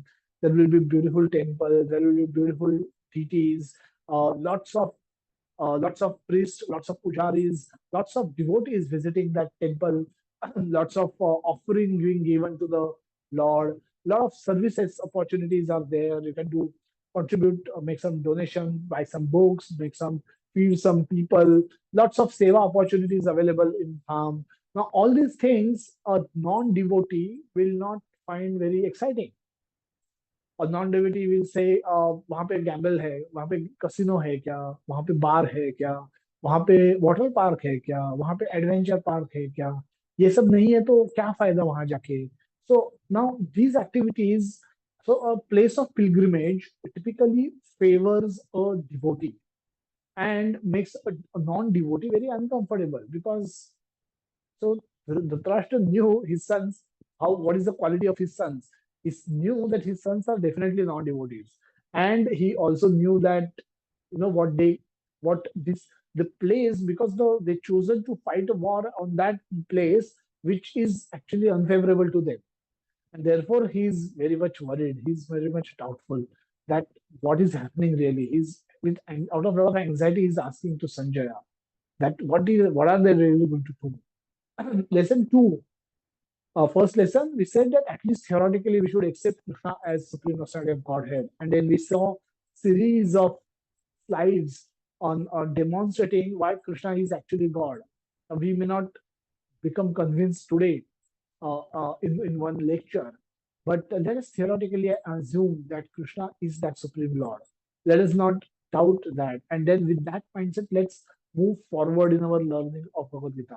Now, being on God's side is million times superior to one's to one's own political diplomacy and material expertise. If God is not on your side, if God is not on your side, if God is absent, then no matter how much your knowledge and expertise, skills, talent that you may all possess, being soft skills or hard skills, they are useless because they will not help in the end. I have become chartered accountant. If I fail to become Krishna conscious, at the end of my life, my chartered accountancy will become zero. And when I will get next body, I'll have to go back to the school. Whereas if I can perform some bhakti in this lifetime, in my next lifetime, I will start off where I left. नेहाभिक्रमनाशोस्ति प्रत्य वायो न विद्यते स्व अल्पमिति अस्य धर्मस्य त्रायते महतो भयात्. So this will come. We'll discuss this verse in the next chapter, next section, 40th verse of second chapter, where it is said that the bhakti when you perform is never lost. Whatever small amount of bhakti that you are performing, where these 100 plus devotees are, investing their time on Sunday morning to listen to Bhagavad Gita and understand Bhagavad Gita. Now this is bhakti.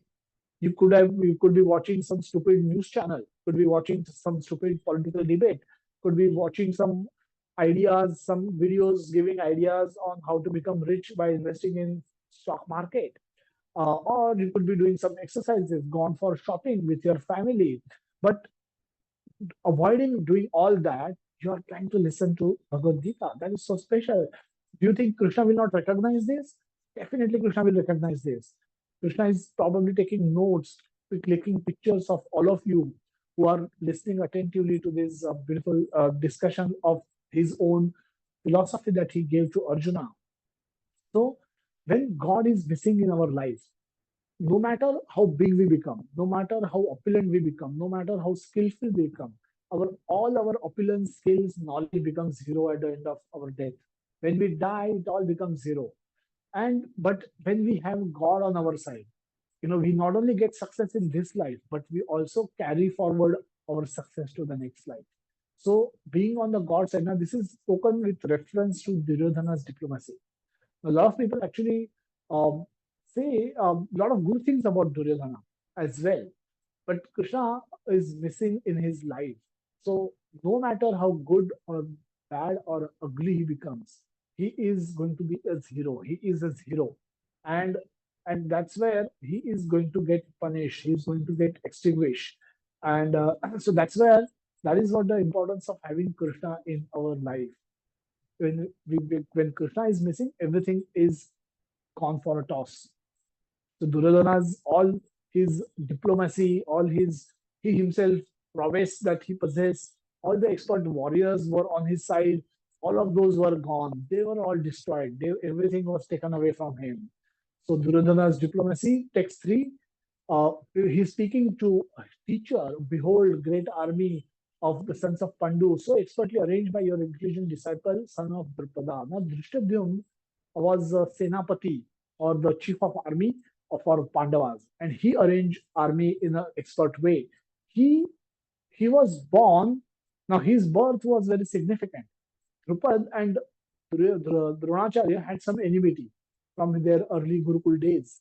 And Drupad then begetted a child, a son. He wanted to beget a son who would become cause of death for Dronacharya.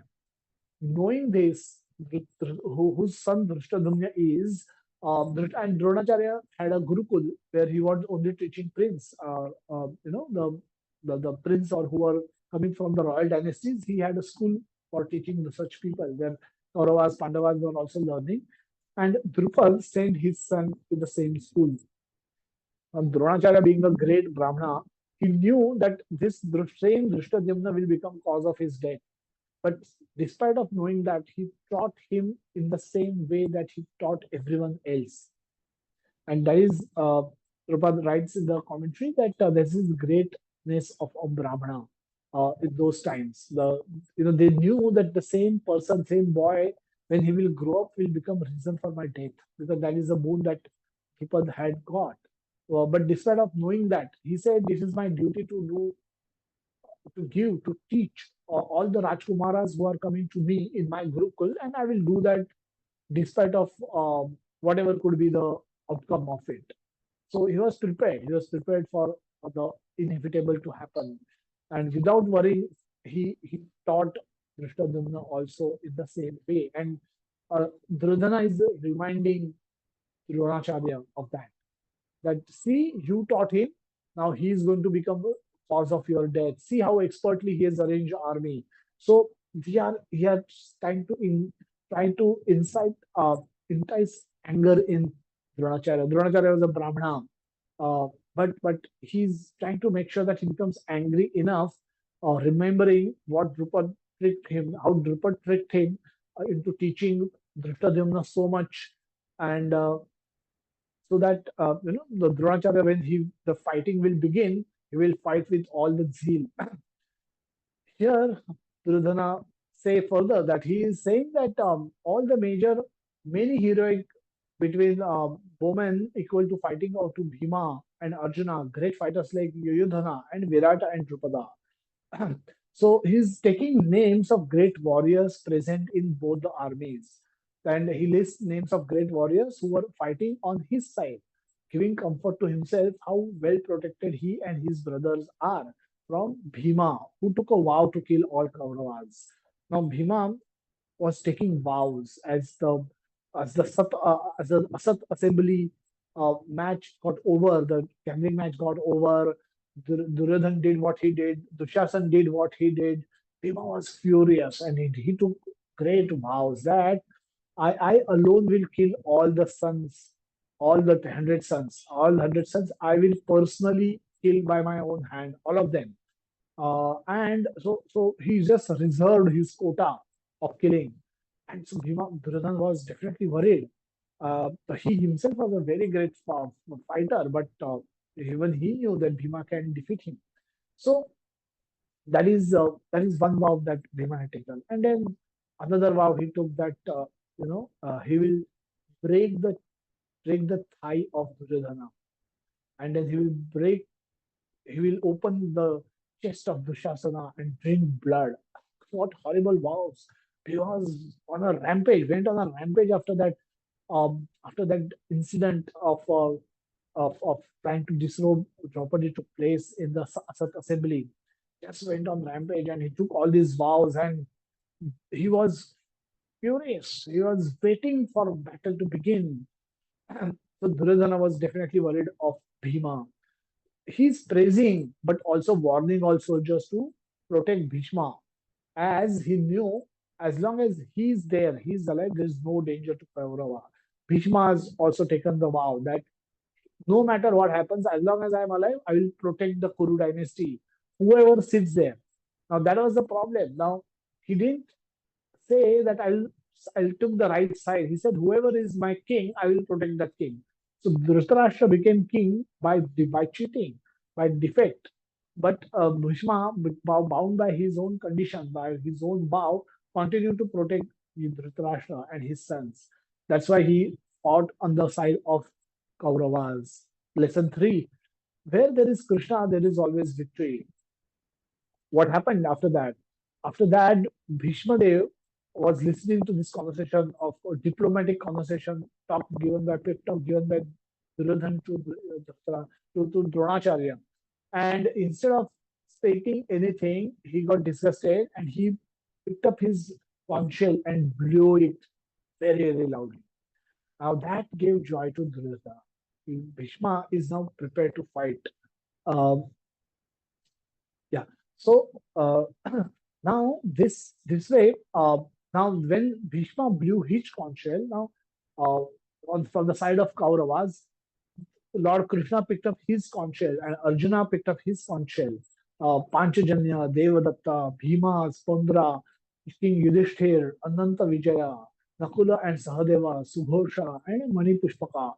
Everyone picked up their conch shell and started blowing conch shells. And the sound of all the other kings were also started blowing their conch shells. This is warning given. This is the ghosh done before the war actually begins. And the blowing of these different conch shells became uproarious. The sound became uproarious, vibrating both in the sky and on the earth. It shattered the hearts of the sons of Dhritarashtra. So when Bhishma blew his conch shell, it gave joy to Duryodhana.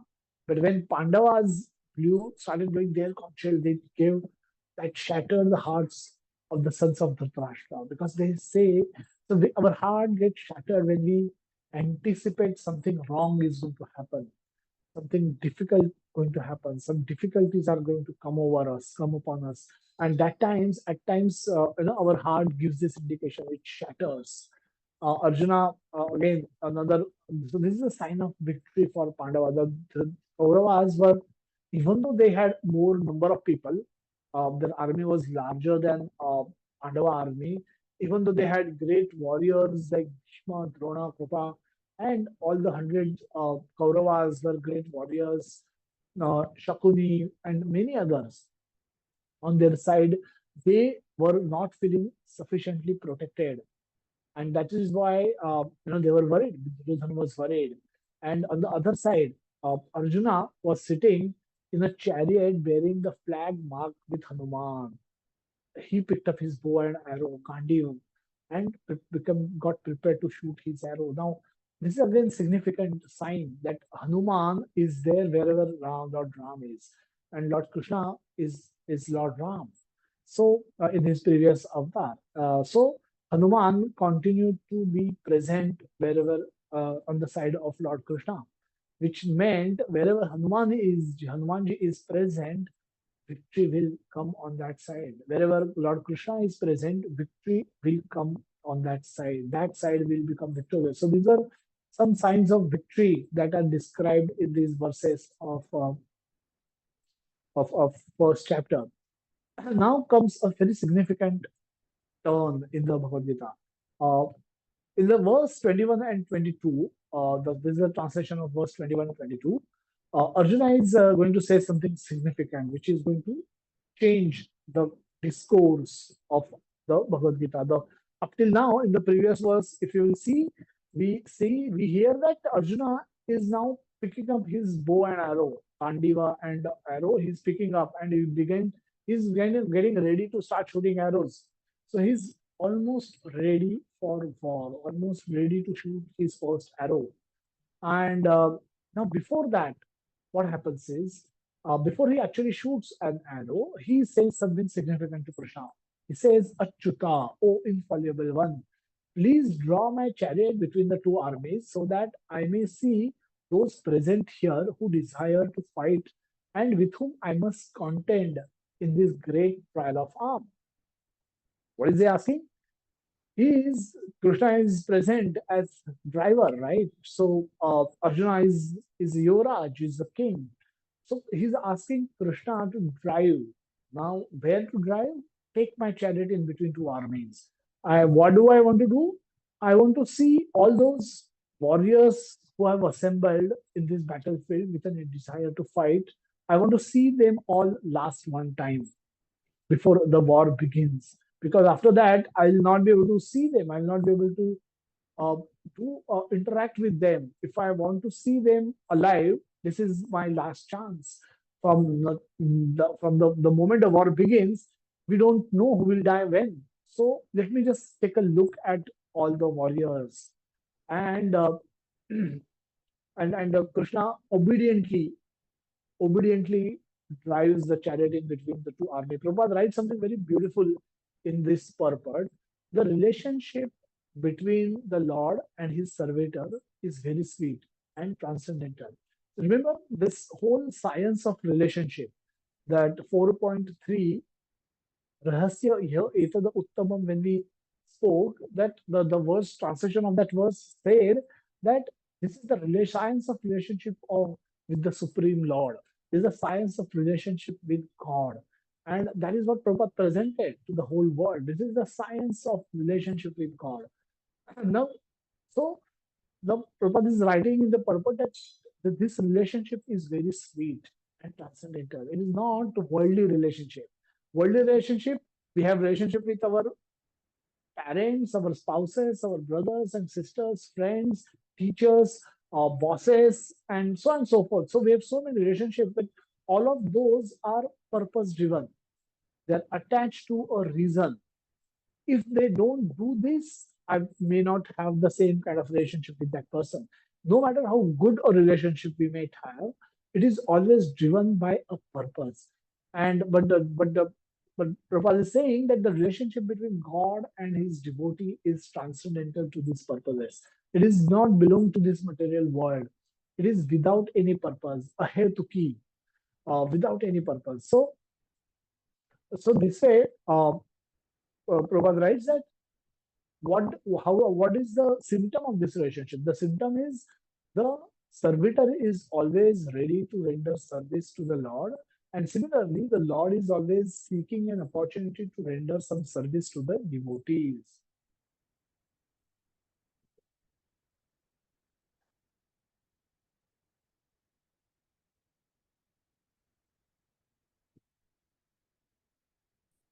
Okay?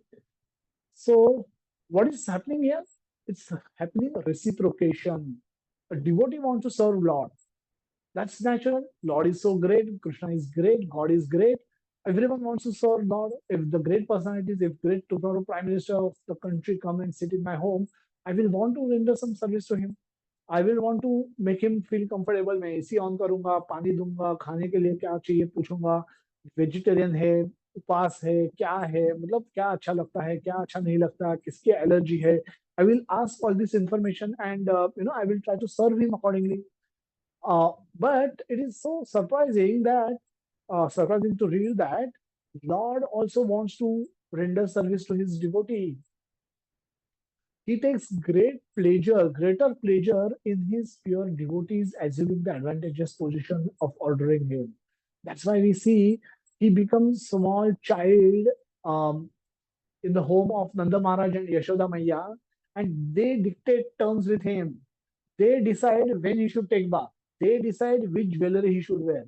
They decide what he should eat, when he should eat. This is time to sleep. Now Krishna is supremely independent. Now we all have our own independence. Krishna has supreme independence. But Yashoda Maya decide, no, this is 10 o'clock, you must sleep. And then he is forced to sleep. Krishna loves to do that. So he takes greater pleasure in putting his devotees in an advantageous position of ordering him. When a pure devotee is ordering him, he obtains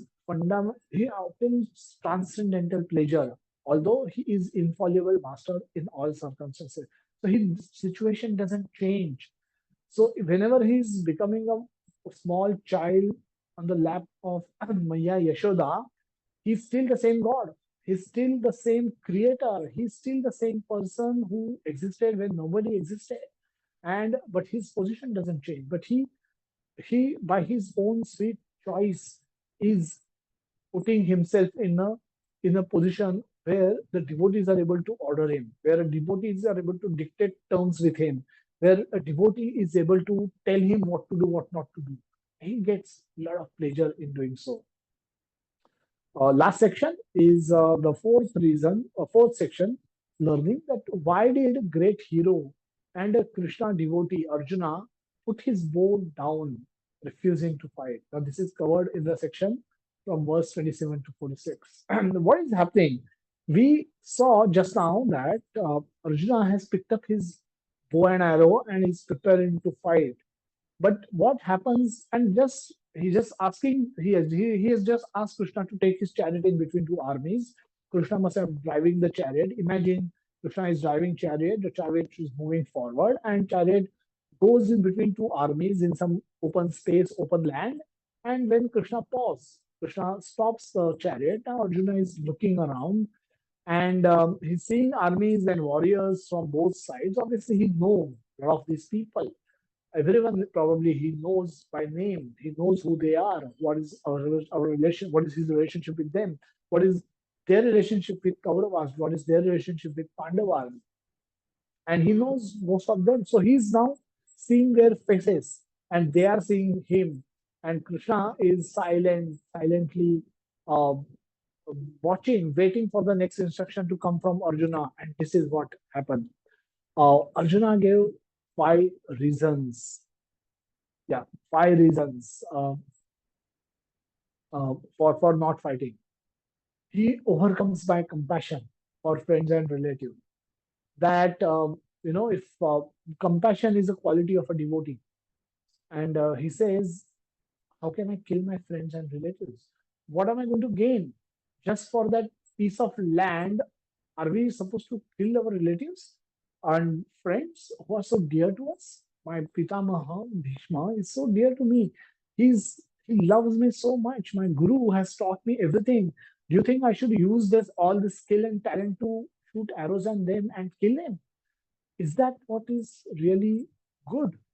Uh, Compassion for friends, no enjoyment. Even if I become victorious, if my close, near and dear and loved ones are lost, my victory will come at the cost of their life.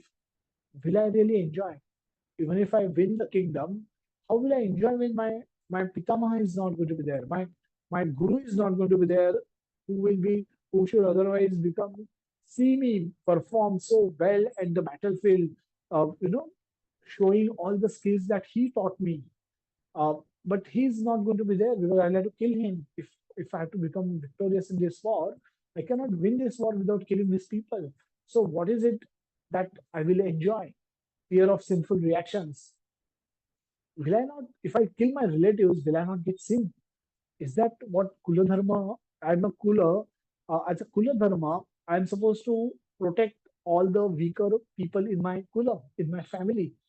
But instead, I know I have some powers and I know the others are weaker. Does it mean that I exercise my power and kill them? It's not. Is that not sinful? I should be protecting them. My dharma, as a kula dharma, as a family person, my job is to protect the weaker weaker people in my family. And not just because they are weak, I would go and kill them. That's sinful, isn't it? Destruction of family tradition, from verse 39 to 43. All the men have assembled. The women and children are behind. will they not get misused? Will they not get exploited? If all these men get killed, uh, those women and children, they will be exposed to adharma, and the progeny will come, unwanted progeny will come from the illicit relationships, and what will they do? They will not do dharma. They will not offer water to the ancestors. So all the processes, dharmic projects, they will all come to a halt, and I will become reason for that, because if I were to not fight this battle today, this battle itself will not take place, and then everything, all of these people can be saved. And 2.6 says indecision. I'm not even able to decide what to do, whether winning is important or losing is important. Imagine yourself in a situation where where the World Cup final is going on, and you remember, all of you probably, hopefully, remember that World Cup final which took place few months back, or a month back maybe, and where the last over was to be bowled, and ball is given to one bowler, Hardik Pandya, and he has to defend few runs, maybe 15, 16. He has to bowl six legal deliveries and defend. Now he's our top bowler, or he's supposed to get the job done, and he starts saying these lines that. Oh, Rohit Sharma, oh, my captain, what is the use of winning? If we lose, the South Africans will feel very bad. All their families, they will all get disgusted. They will feel disgusted. They all have come so far. They have come to the finals. And if they fail to win the final, even they will be very disappointed. They may even start crying. And the whole country, their whole nation will feel disappointed. So should we be celebrating victory? Should we become victorious at all? Is victory important, or their happiness is important? Then he says, so these are like that. If suppose your top bowlers start giving arguments to the captain and say that I will refuse to bowl only, I don't want to bowl. Let them win the match like that only. I will not bowl, or even if I bowl, I don't want to bowl hard. I'll bowl very simple balls. Let them hit me, whatever, let me, if they want to kill me, let them kill me. Arjuna says this in the second chapter, uh, that if they desire, so let them kill me. That's okay. But I don't want to win at the cost of losing these people. I don't want to win by killing these people. I don't want to enjoy by killing these people. I don't want to take so much sin just for the sake of that kingdom. And I don't want to become reason for all the adharma that will follow afterwards. So what is the use? Now he's pushing reasons which sounds very, very reasonable, isn't it? For a normal person, he will probably feel that, yeah, I think maybe Arjuna spoke Bhagavad Gita. Maybe this is the knowledge of Bhagavad Gita. Shanti, peace, no war, Shama, Daya, we become forgive. And so who is really, what is the problem in accepting all these arguments and then probably going home? Arjuna going back to his home, Duryodhana can go back to his home, all warriors are saved, everybody is saved, all the families are protected, women, children become happy, everyone become happy. Why were these arguments not accepted? That we'll find out in the second chapter, where second chapter begins with the same background. And so there, Arjuna is now become silent. He speak all these verses and become silent. Now he's continuously spoken from 27 till 46 till 45, and the 46th verse is spoken by Sanjay. Sanjay is now describing what is the state of Arjuna. Sanjay is saying that Arjuna, having thus spoken on the battlefield, cast aside his bow and arrows and sat down on the chariot, his mind overwhelmed with grief. Uh, the same Arjuna who picked up bow and arrow, we saw that in the 20th verse, that he picked up the bow and arrow. In the 46th verse, the description comes from Sanjaya that he has cast aside his bow and arrow. He's kept aside his bow and arrow. And then he sat down. As a warrior, you're supposed to stand on the chariot. But he sat down, kept his weapons aside, and puts his head down and shoulder drop, start crying. Arjuna is a warrior. the champion warrior of his time, the most ferocious warrior. Single-handedly, he defeated the entire Kaurava army in the Virat Raj when they were exiting out of coming out of their Ajnatvas. The Duryodhana suspected that Pandavas are hiding in Virat Desh, and um, he attacked. He attacked with the entire Kaurava army on the Virat Raj. Virat has a small kingdom. He had no capacity to fight with Kaurava army. So he was about to surrender. But Arjuna says, Arjuna was Brahmanada. He was unique. And he said, he regained his original form because the 1 year had elapsed. 1 year had got over. And he said, now I have no fear. I will appear in my original form and I will show them my original skills. And then Arjuna um, goes onto the battlefield and fight alone with the entire army and defeats them. And then Duryodhana catches him saying that you are Arjuna, you're not Brahmanada. But by then, the time had already elapsed. The 1 year had got completed, and hence Arjuna's prowess he could demonstrate. As a Brahmanada, he could not have fought any battle. He had no power there. But the body changed after the conclusion of 1 year, and then he fought that battle and won the battle. He defeated the entire Kaurava army. The same Arjuna who could defeat the entire Kaurava army single-handedly is now sitting down on the chariot, crying, crying in grief, doesn't know what to do. Now, this is the situation that happens when we don't have Krishna in our life, when we don't have instructions of Krishna in our life. This will happen to us. If not today, tomorrow definitely it will happen to us. So that's why we should take to the instructions of Bhagavad Gita. We should understand why Krishna is saying what he is saying. What does it mean for me? How should I act in my present condition? I could be a student. I could be a housewife. I could be a grahastha, working professional, businessman, whatever condition I might be in, I have something that will be applicable to me. Krishna he has said something for me in Bhagavad Gita. I should endeavor to find out that. I should try to figure out that. I should take to Bhagavad Gita to learn that. And by learning that only, I can be successful. I can be successful in my life in a material way as well as in spiritual way.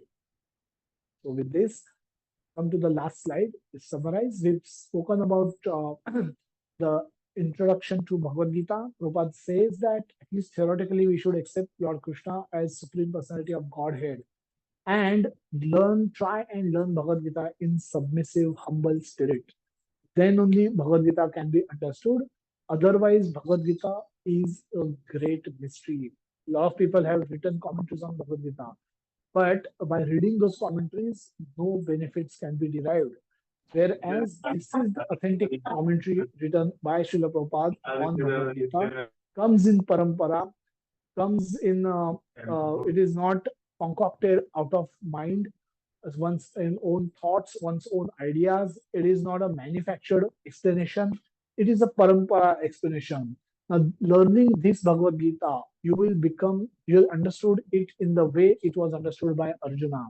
Arjuna understood Bhagavad Gita, and in the 18th chapter, 72nd verse, Arjuna says that Sthitosmi gata sandeha karishye vachanam tava. Sthitosmi, I have become now fixed, in my intelligence has become fixed. Gata sandeha, all my doubts have gone. And karishye vachanam tava, I'm prepared to do whatever you will tell me to do, O Krishna. So that should be the learning that we all should come to. That should be the understanding which all of us should get at the end of studying these 18 sessions of Bhagavad Gita. And if that is not happening, then we are studying in a wrong way. We are studying a wrong explanation. We are studying a wrong book. And how will that happen? We will discover over next, remaining 17 sessions. So to summarize, we discussed about the introduction of Bhagavad Gita. We discussed setting the scene, the story of Mahabharata up to a point where the war was to begin and what went wrong, what happened there. We also spoke about why Prabhupada wrote Bhagavad Gita. Prabhupada, despite of so many Bhagavad Gitas were available, Prabhupada wanted to present the will of Lord as it is. That's why this Bhagavad Gita, Prabhupada has titled it that Bhagavad Gita as it is. I'll urge all of you to order one copy for yourself. Sachi Mataji has pasted, given the link in the chat box for purchasing Bhagavad Gita online. She's also going to publish Google form link. Please feel free to answer 5 questions that are asked, and also ask your questions if any. The free text field that is provided, give any comment if any. So Krishna, we understood that Krishna is the supreme personality of Godhead. He is the original Purusha, owner, creator, controller, maintainer of the entire creation, and he will destroy the same at his will. We cannot understand Bhagavad Gita unless we are favored by Lord, unless we are studying the same in submissive spirit. In the challenging spirit, we cannot learn Bhagavad Gita. By our own intelligence, we cannot understand Bhagavad Gita. By our own ideas, by our own thinking, we cannot understand Krishna. Understanding Bhagavad Gita is understanding the mind of Lord Krishna. And Krishna can be understood only when he reveals himself to us. So, and for him to be able to reveal to us, we should be submissive and humble to him. We should have some kind of relationship with him, accepting that Krishna is the supreme personality of Godhead. Victory and opulence will always be on the side of Krishna. One should try to serve Krishna for his pleasure and not try to work for one's own selfish purpose. Arjuna is experiencing great distress. Now, these are not signs of a champion warrior. Kshatriya warriors would never cry. They will prefer leaving their body, but rather than crying on the battlefield. Battlefield is their home pitch. They born for the battlefield. They want to live to fight battles. So Kshatriyas have a completely different spirit. And same Kshatriya, the topmost of all Kshatriya, Arjuna, is experiencing great grief, great distress. And it's all happening. One may wonder if he is devotee of Krishna, why is he experiencing such distress? Why is he being put in the spot of bewilderment, spot of confusion? All that is done by the arrangement of Krishna's will. Nothing happens in this world without the will of Krishna. Not even a blade of grass moves without sanction by Krishna. So Arjuna's condition is also been arrangement by Krishna, so that great knowledge of Bhagavad Gita can now be spoken. Great answer requires a great question, and unless somebody is inspired to ask that great question, a great answer cannot be spoken. Now, Krishna wanted to re-establish the knowledge of Bhagavad Gita. In the 4th chapter of Bhagavad Gita, 2nd verse, Krishna says, "So kale neham hata yogo nashta parantapa." In the course of time, this knowledge which he originally gave to sun god got distorted, and the parampara was broken. The disciplic succession was broken, and it is expected that a guru gives knowledge to his disciple, who will pass it on to his disciple, and that way the knowledge will come down in parampara without adulteration, without adding anything, without subtracting anything. As it is, the knowledge is being passed on from one generation to another generation. But in the course of time, at times this knowledge get lost. And then Krishna monitors this. Krishna keep a track of it. And then whenever he feels that the knowledge is getting lost, the original knowledge is being lost, he comes personally to re-establish a new tradition. And he wants to make Arjuna the first receiver of this knowledge in the Kali Yuga, at the beginning of Kali Yuga, end of Dwapar Yuga, and that for that reason he is putting Arjuna in the confused state of mind, so that Krishna can now speak the great knowledge of Bhagavad Gita. We'll begin this discussion with the 2nd chapter, which is very interesting, very beautiful chapter, and then that chapter will take forward with that chapter. We'll take forward our learning of Bhagavad Gita to the subsequent sessions. So we'll just break for some question answer. Before that, reminder, we'll just we'll break around now for question answer. So if you have any questions, feel free to unmute your raise hand so that we can see who wants to ask the question, and you can type it in the chat box. But if you want to ask question, you can raise hand and you can unmute and speak as well. Feel free to unmute and come on video and then ask a question or type it in the chat box. We will pick it up. Some questions we'll try to answer now. Some questions we will take later. We can answer through our through WhatsApp messages also. Yeah, we'll just open the chat box.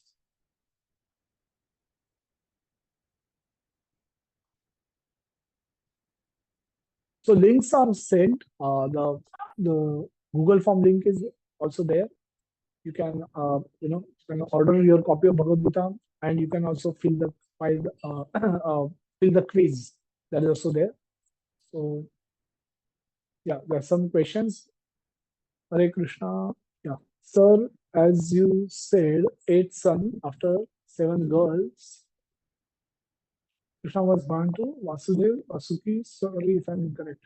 So, so the 8th son, Krishna appeared as 8th son of Devaki and Vasudev. And before that, all the children, they were born and they were killed by Kamsa. Okay, so how does Arjuna's state of mind reflect the human condition? And what does the battlefield symbolizes in a broader spiritual context? Yes, very nice questions. So the battlefield symbolizes in a broader spiritual context. I'll address this first. The scriptures, we need to read scriptures at a multiple levels. The reading can happen. Symbolic reading or symbolic reading can also be a one way of understanding the facts. However, one must understand that so there is a literal meaning and then there is a symbol we assign to the literal event. For example, if something happens in our for example, the battle took place on the battlefield of Kurukshetra. Kurukshetra is a place in North India. Hastinapur and Indraprastha are the two kingdoms side by side. And the battle took place. The location is specified. The kings who existed at around that time, from where all they came, everything, the history was depicted and narrated. So the battle was real. What we need to understand is the battle was real. Just like the 7 sons of Devaki, afterwards, after whom the 8th son Krishna came. Now, the one Acharya, Vaishnava Acharya, has written that those 7 children of Devaki symbolizes 6 children of Devaki symbolizes 6 anarthas that we have, like lust, anger, greed, envy, illusion, fear. So these 6 anarthas are there, and when those 6 anarthas goes away, come and go, then Balramji appears, the 7th son. And when Balramji appears, afterwards Krishna comes. Now, this is a symbolic representation of the event that the 6 children were born, 7th was transferred, and 8th was Lord Krishna himself. Now, the events are real, but we are also seeing the same event in a symbolic way to draw some deeper meaning. But that does not change the fact that those 7 children were really born.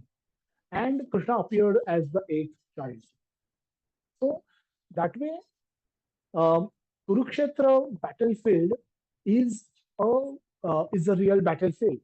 What it symbolizes in the broader spiritual context is we are always on a battlefield. No matter, our battle grounds are different.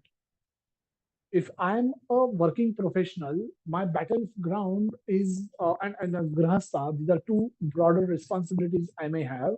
So my battleground is my home and my workplace. I had to battle at both places. I had to make my home Krishna conscious, and I had to earn means to maintain my family from the workplace. And so these are my battlegrounds. So I have to make most out of whatever I possess to become Krishna conscious, to chant in the morning, to read Bhagavad Gita, to study the scriptures, to extend this facility to my family members so that all of them can get benefited, just like how I am getting benefited. So this is the battlefield that symbolizes in the spiritual context. How does Arjuna's state of mind reflect the human condition? Arjuna was thinking on his own accord. Duryodhana earlier also spoke, was also thinking on his own accord.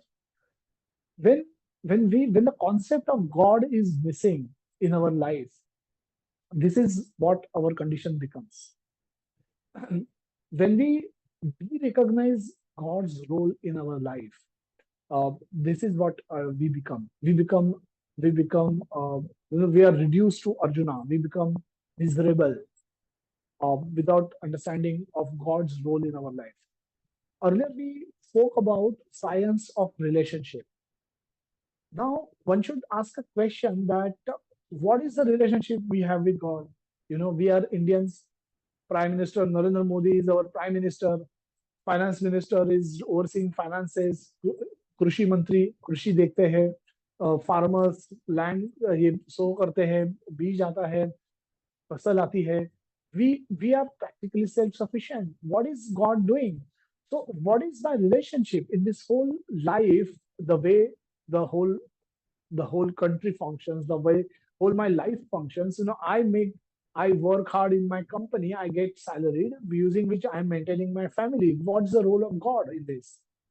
Now when they ask this kind of a questions, and then to understand the role of God, we need to study second chapter. But in simplistic way, we none of those things can be possible in our life without the sanction of law. I may desire to go to office tomorrow morning, but if God's sanction is not there, I may not reach office. I may not even able to cross the road without sanction of the. Sometimes I'm able to cross successfully when the sanction is there. When sanction is not there, I may get hit by a vehicle and may get fall. I might die. I might meet with an brutal accident. Everything in our life is happening with the sanction of the Lord. Now, this is the concept, the relationship that God, the role God play in our life is what we will discuss in the coming chapter, second chapter especially. And because of that, this reflection, we if we eliminate God from our life, then our life becomes miserable. Because then we can't understand, despite of applying all the lotions and costliest cosmetics, why am I growing old? Despite of taking all the care, why am I falling sick? Despite of having all the money to be spent on the costliest medicine and best of surgeons I can afford, but still I'm forced to die. Why these things are happening? Why am I becoming old? Why am I getting disease? Why am I dying? Who is controlling my life? Sometimes for no effort, somebody get a lot of reward. Sometimes, despite of all the effort, I get no reward. Is there someone who control my life? All the great sportsmen, they have some superstitions because they know that even though they are responsible for performing, else also play in their lives, which affects the outcome of their effort. So their effort, outcome of their effort, the reward is not only dependent on their activities. There is some unknown hand which causes that reward to come or not come. So they become superstitious. So some batsmen tie left pad first because they feel that is lucky for them. That they want that unknown to work in their favor. They don't know what that unknown is, who that unknown is, but they want whoever that is. They want that unknown to work in their favor. So some cricketer used to carry a red handkerchief in his pocket, and he used to let it come out of his pocket only a little, and that used to be his standard way of attracting favor from that unknown. We all have that. So when we eliminate God in our life, we are left to this kind of tricks to get that favor of God. Either we can do this, or we can study Bhagavad Gita and understand who God is, what role He play in our life, and we can live our life in accordance with His instructions, so that we attract His grace, His mercy. So that is these are two very nice questions, um, Srimataji, but very nice. Thank you so much. Can we eat non-veg and still chant, read Bhagavad Gita? You can. You can, if you're even if you're so it's like a sick place. In a hospital uh, is place where only sick people go. Similarly, this is the medicine. Bhagavad Gita offers us a medicine, and medicine is given only to the sick people, not healthy people. Healthy people also can take medicine to avoid from falling sick, but primarily sick people will need more medicine and more regulation. So we can do that. However, eventually we need to understand that we need to overcome these habits, overcome these desires by purification. When we when we get cured, uh, then we will eventually lose taste. When we get higher happiness, we will eventually give up the lower happiness that we are today getting from eating non-veg or whatever we are doing. Uh, Colorful activities that we are doing today, we will get rid of those eventually. But for that, we should allow the knowledge of Bhagavad Gita to go in. For that, we should take up to the process of chanting of Hare Krishna Mahamantra and allow the treatment to work on us. If we do that, eventually we will get rid of those all bad habits, and then we can. That's a sign of progress in spirituality. We can get purified. As we get purified, those lower desires will lose their taste. You yourself will not want to do it. I tried reading Bhagavad Gita before this, but after this session, perspective to read Bhagavad Gita has changed. You, Prabhuji, thank you for your guidance. Thank you so much. I have also tried reading Bhagavad Gita myself, and I failed miserably. But then when I took to Prabhupada Bhagavad Gita, I started understanding. I'm still learning as you are learning. I'm also learning by speaking. What advice does ISKCON offer for someone facing mortal ethical dilemma similar to Arjuna? Yes, we can discuss, Mataji. You should have my phone number. I've been sending a lot of WhatsApp messages on the group. Send me a specific message, and we can discuss this. But we can discuss this on the phone, or we can discuss this through voice message. But it's a very nice question. But do send a message on a one-to-one basis, and we can connect and discuss about a specific issue. Why why the child number 8 was chosen? Is there a specific purpose? No, this is what our acharyas gave, that the 6 avathars went, Balramji came, and then the 8th child came. So we can understand it in this way as well. But Krishna can come as the first child or 8th child. That's one of the reason why Kamsa started killing his children, is because uh, Narad Muni, came there and he said, "You fool! Do you know this Krishna is a cheater? You know that, right? So do you know this? Whether he will come here? How will he held a lotus in front of him, and then lotus had his 8 petals. Now the Akashvani said that 8th son will kill you. So the Kamsa was happily waiting. I'm no danger. So 8 children. I want 8th son. And but then Narad Muni said he wanted to accelerate Krishna's appearance. So he said, you know, first to 8 or 8 to first. You know, this Krishna is a cheater. You don't know what he will do. He must have been born. If you leave the first child, you never know whether he could be that 8th child. And वो शुरू से आगे है कि आगे से शुरू है, मतलब he will confuse you. So why not kill everyone? The first child born, you kill him. Why you taking chance? And then Kamsa got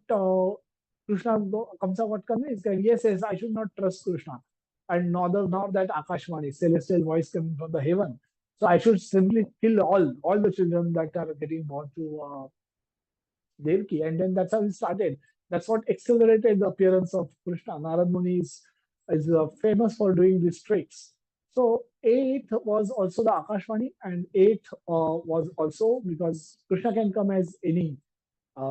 He can come at any time he want. But that was kept. He kept the word of the celestial voice that was heard, that eighth son will kill the Kamsa, and that's why he came as eighth son. Hare Krishna Prabhuji, in many of our Puranas, it is stated that there is no difference between Shiva and Keshava. Many Sthala Puranas, Shiva and Keshava Palakas interchangeable. Can you remove the confusion, clear the confusion, as there is one person equal to higher or Lord Shiva?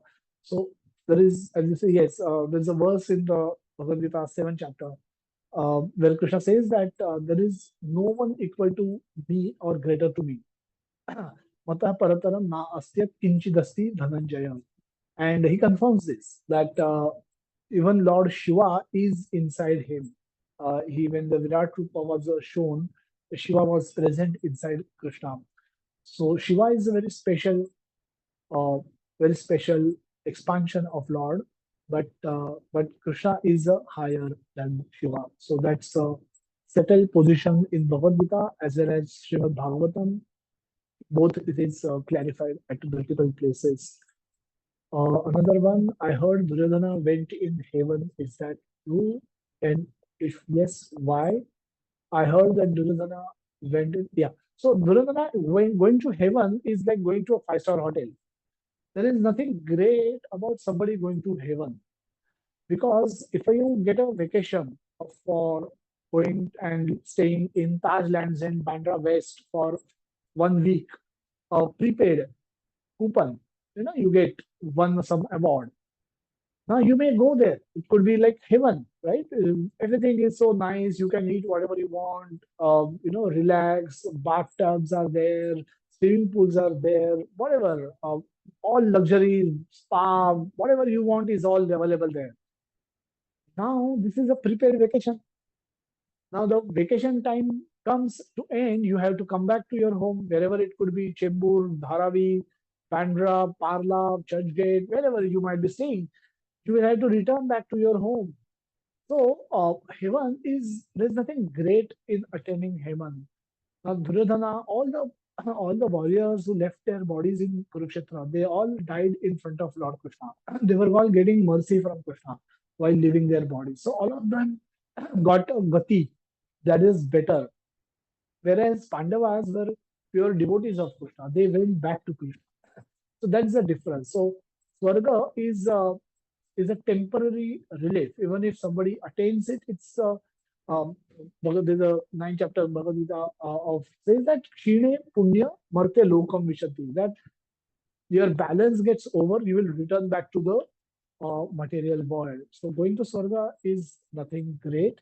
In fact, it is a problem, because in Swarga you will. It's like if you are preparing for JEE, that is engineering IIT entrance exam.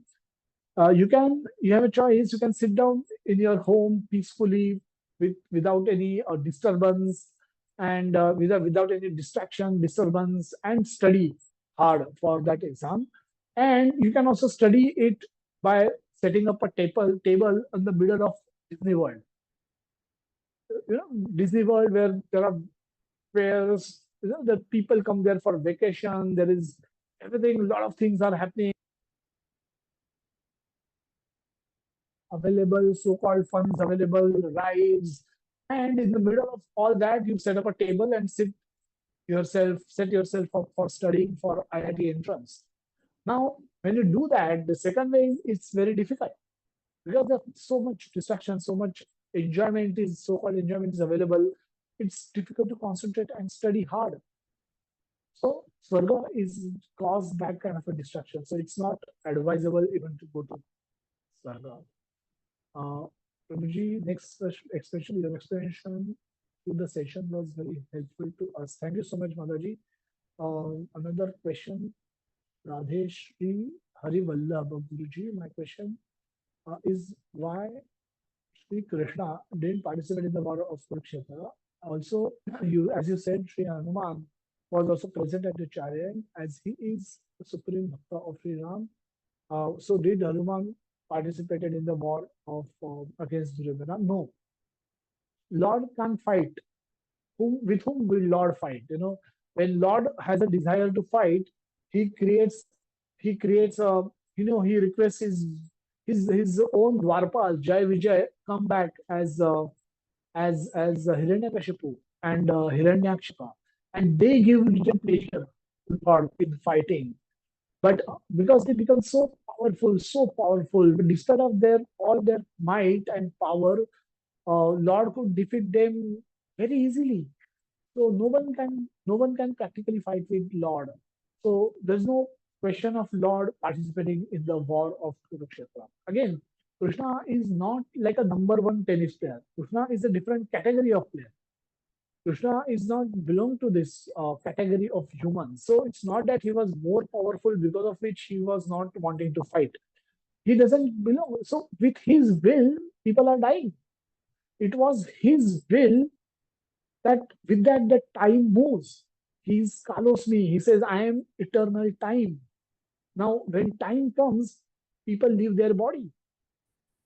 Young people die, small people die, children die, old people die. Everyone is giving up their body as and when their time comes. Who is time? Krishna is that time. So Krishna is a different category altogether. All these people who have anyway died. Arjuna, says Arjuna, Nimitta Matra Bhava Savya Sachi. The 11th chapter of Bhagavad Gita, he says, all these people I have already killed.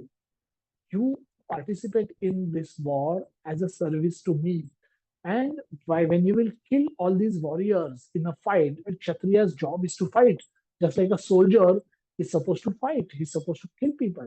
And more he does his job well, more rewards he can get, more famous he can become. So Arjuna's your fame will increase. But all these people I have already been killed. I have already been killed by my arrangement. So you just become a nimitta matra. That's why Krishna cannot fight. Krishna did not fight. Hanuman also did not fight. Now every avatar, um, uh, in every pastime there is a role assigned. Hanuman was present there in on the flag, but this was not the yuga in which he was supposed to perform pastimes. So Bhim was his brother, and this was the yuga where Bhim was supposed to perform pastime. But every time Bhima would kill someone, win a war, battle with someone, Hanuman was cheering for his brother. But that is all what he did. So he never participated in the war. Neither Lord Krishna participated.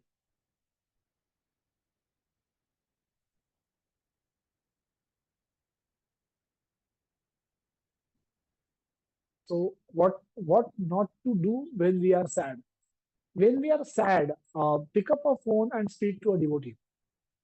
So we have few admins in the group. I hope you are part of the group, and you should be asking questions. Why we become sad? When things don't happen according to our desire, we become sad. What are our desires? Where do they come from? We should be asking more questions. Why am I desiring to become number one in my school or college? Why am I desiring? So I'm saying from where all this is coming. So this is basically when we speak with devotees, a devotee can help us clarify a lot of our doubts. That way we can become we can gain some knowledge, we can become happy. That is the process. Bhagavad Gita had 745 verses, but text has only 700 verses. Is that true? So we have Bhagavad Gita, which is available in Sanskrit text. The same Bhagavad Gita the oldest copy get traced back to the thousands of years, and the Sanskrit has not changed. So the same Sanskrit verses have been brought forward and used by all the previous acharyas. And the same Sanskrit verses are explained by Srila Prabhupada, and those are 700 verses. But the difference comes in the translation and giving purpose.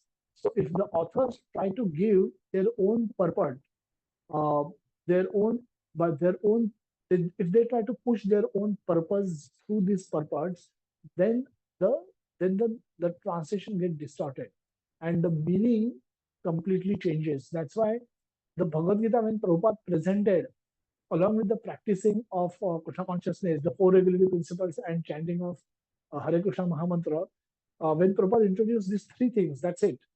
Chanting of Hare Krishna Mahamantra, four regulative principles, Bhagavad Gita, and prasad, eating vegetarian food offered to Krishna. And when this with these four things introduced, he could change thousands and thousands of Westerners into the perfect Vaishnavas, perfect Brahmanas. Why these transformations took place?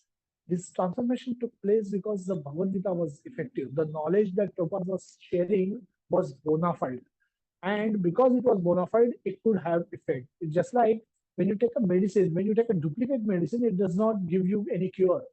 But when you take authentic medicine, immediately the symptoms of recovery are witnessed in our body. Our parameters becomes improves. Our test, fever. If we have fever, the fever goes away. Our strength comes back. We feel more strong. We feel better. So these are symptoms of recovery, and that is seen when we take authentic medicine. So similarly, when proper message of Bhagavad Gita was given and understood by the people and applied through chanting, through following four regulative principles of no gambling, no meditating, no illicit sex, and no intoxication.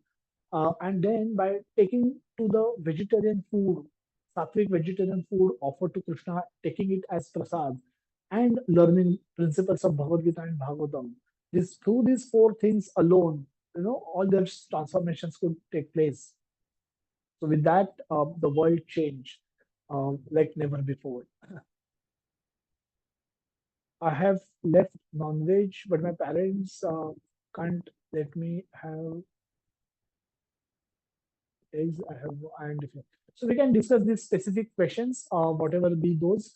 I'll request all of you to send specific questions on WhatsApp, direct message to me, not on the group. And we can get into a specific conversation. We can get into a one-to-one conversation and discuss and guide through the difficulties. So let's no more questions. We'll just see if there are any hands raised for asking a question. So no more hands also. So let's all conclude today's session, and we hope to see you all next week, next Sunday, with chapter 2. And till then, we'll keep posting some messages on the group. Please keep watching those messages, and hopefully, you'll find it all useful. And feel free to reach out to any one of us, all the admins in the group, or myself personally, and we'll be happy to connect with you and clarify your doubts if any. Thank you so much for your time. And till we meet next time, have a safe Krishna conscious week ahead. And we will see you all with second chapter next Sunday. Hare Krishna. Hare Krishna Prabhu. Hare Krishna Prabhuji, Dandvat Pranam. Thank you very much, Prabhuji. हरे कृष्ण प्रभु जी दंडवत हरे प्रणाम कृष्णा प्रभु जी दंडवत प्रणाम हरे कृष्णा प्रभु जी दंडवत प्रणाम हरे कृष्णा प्रभु जी दंडवत प्रणाम thank you हरे प्रभु कृष्ण जी प्रभु जी दंडवत प्रणाम प्रभु जी दंडवत प्रणाम हरे कृष्णा प्रभु जी दंडवत प्रणाम हरे कृष्ण प्रभु जी दंडवत प्रणाम प्रभु जी दंडवत प्रणाम थैंक यू सो मच हरे कृष्ण प्रभु जी धन्यवाद ग्रुप ले रहे में चलो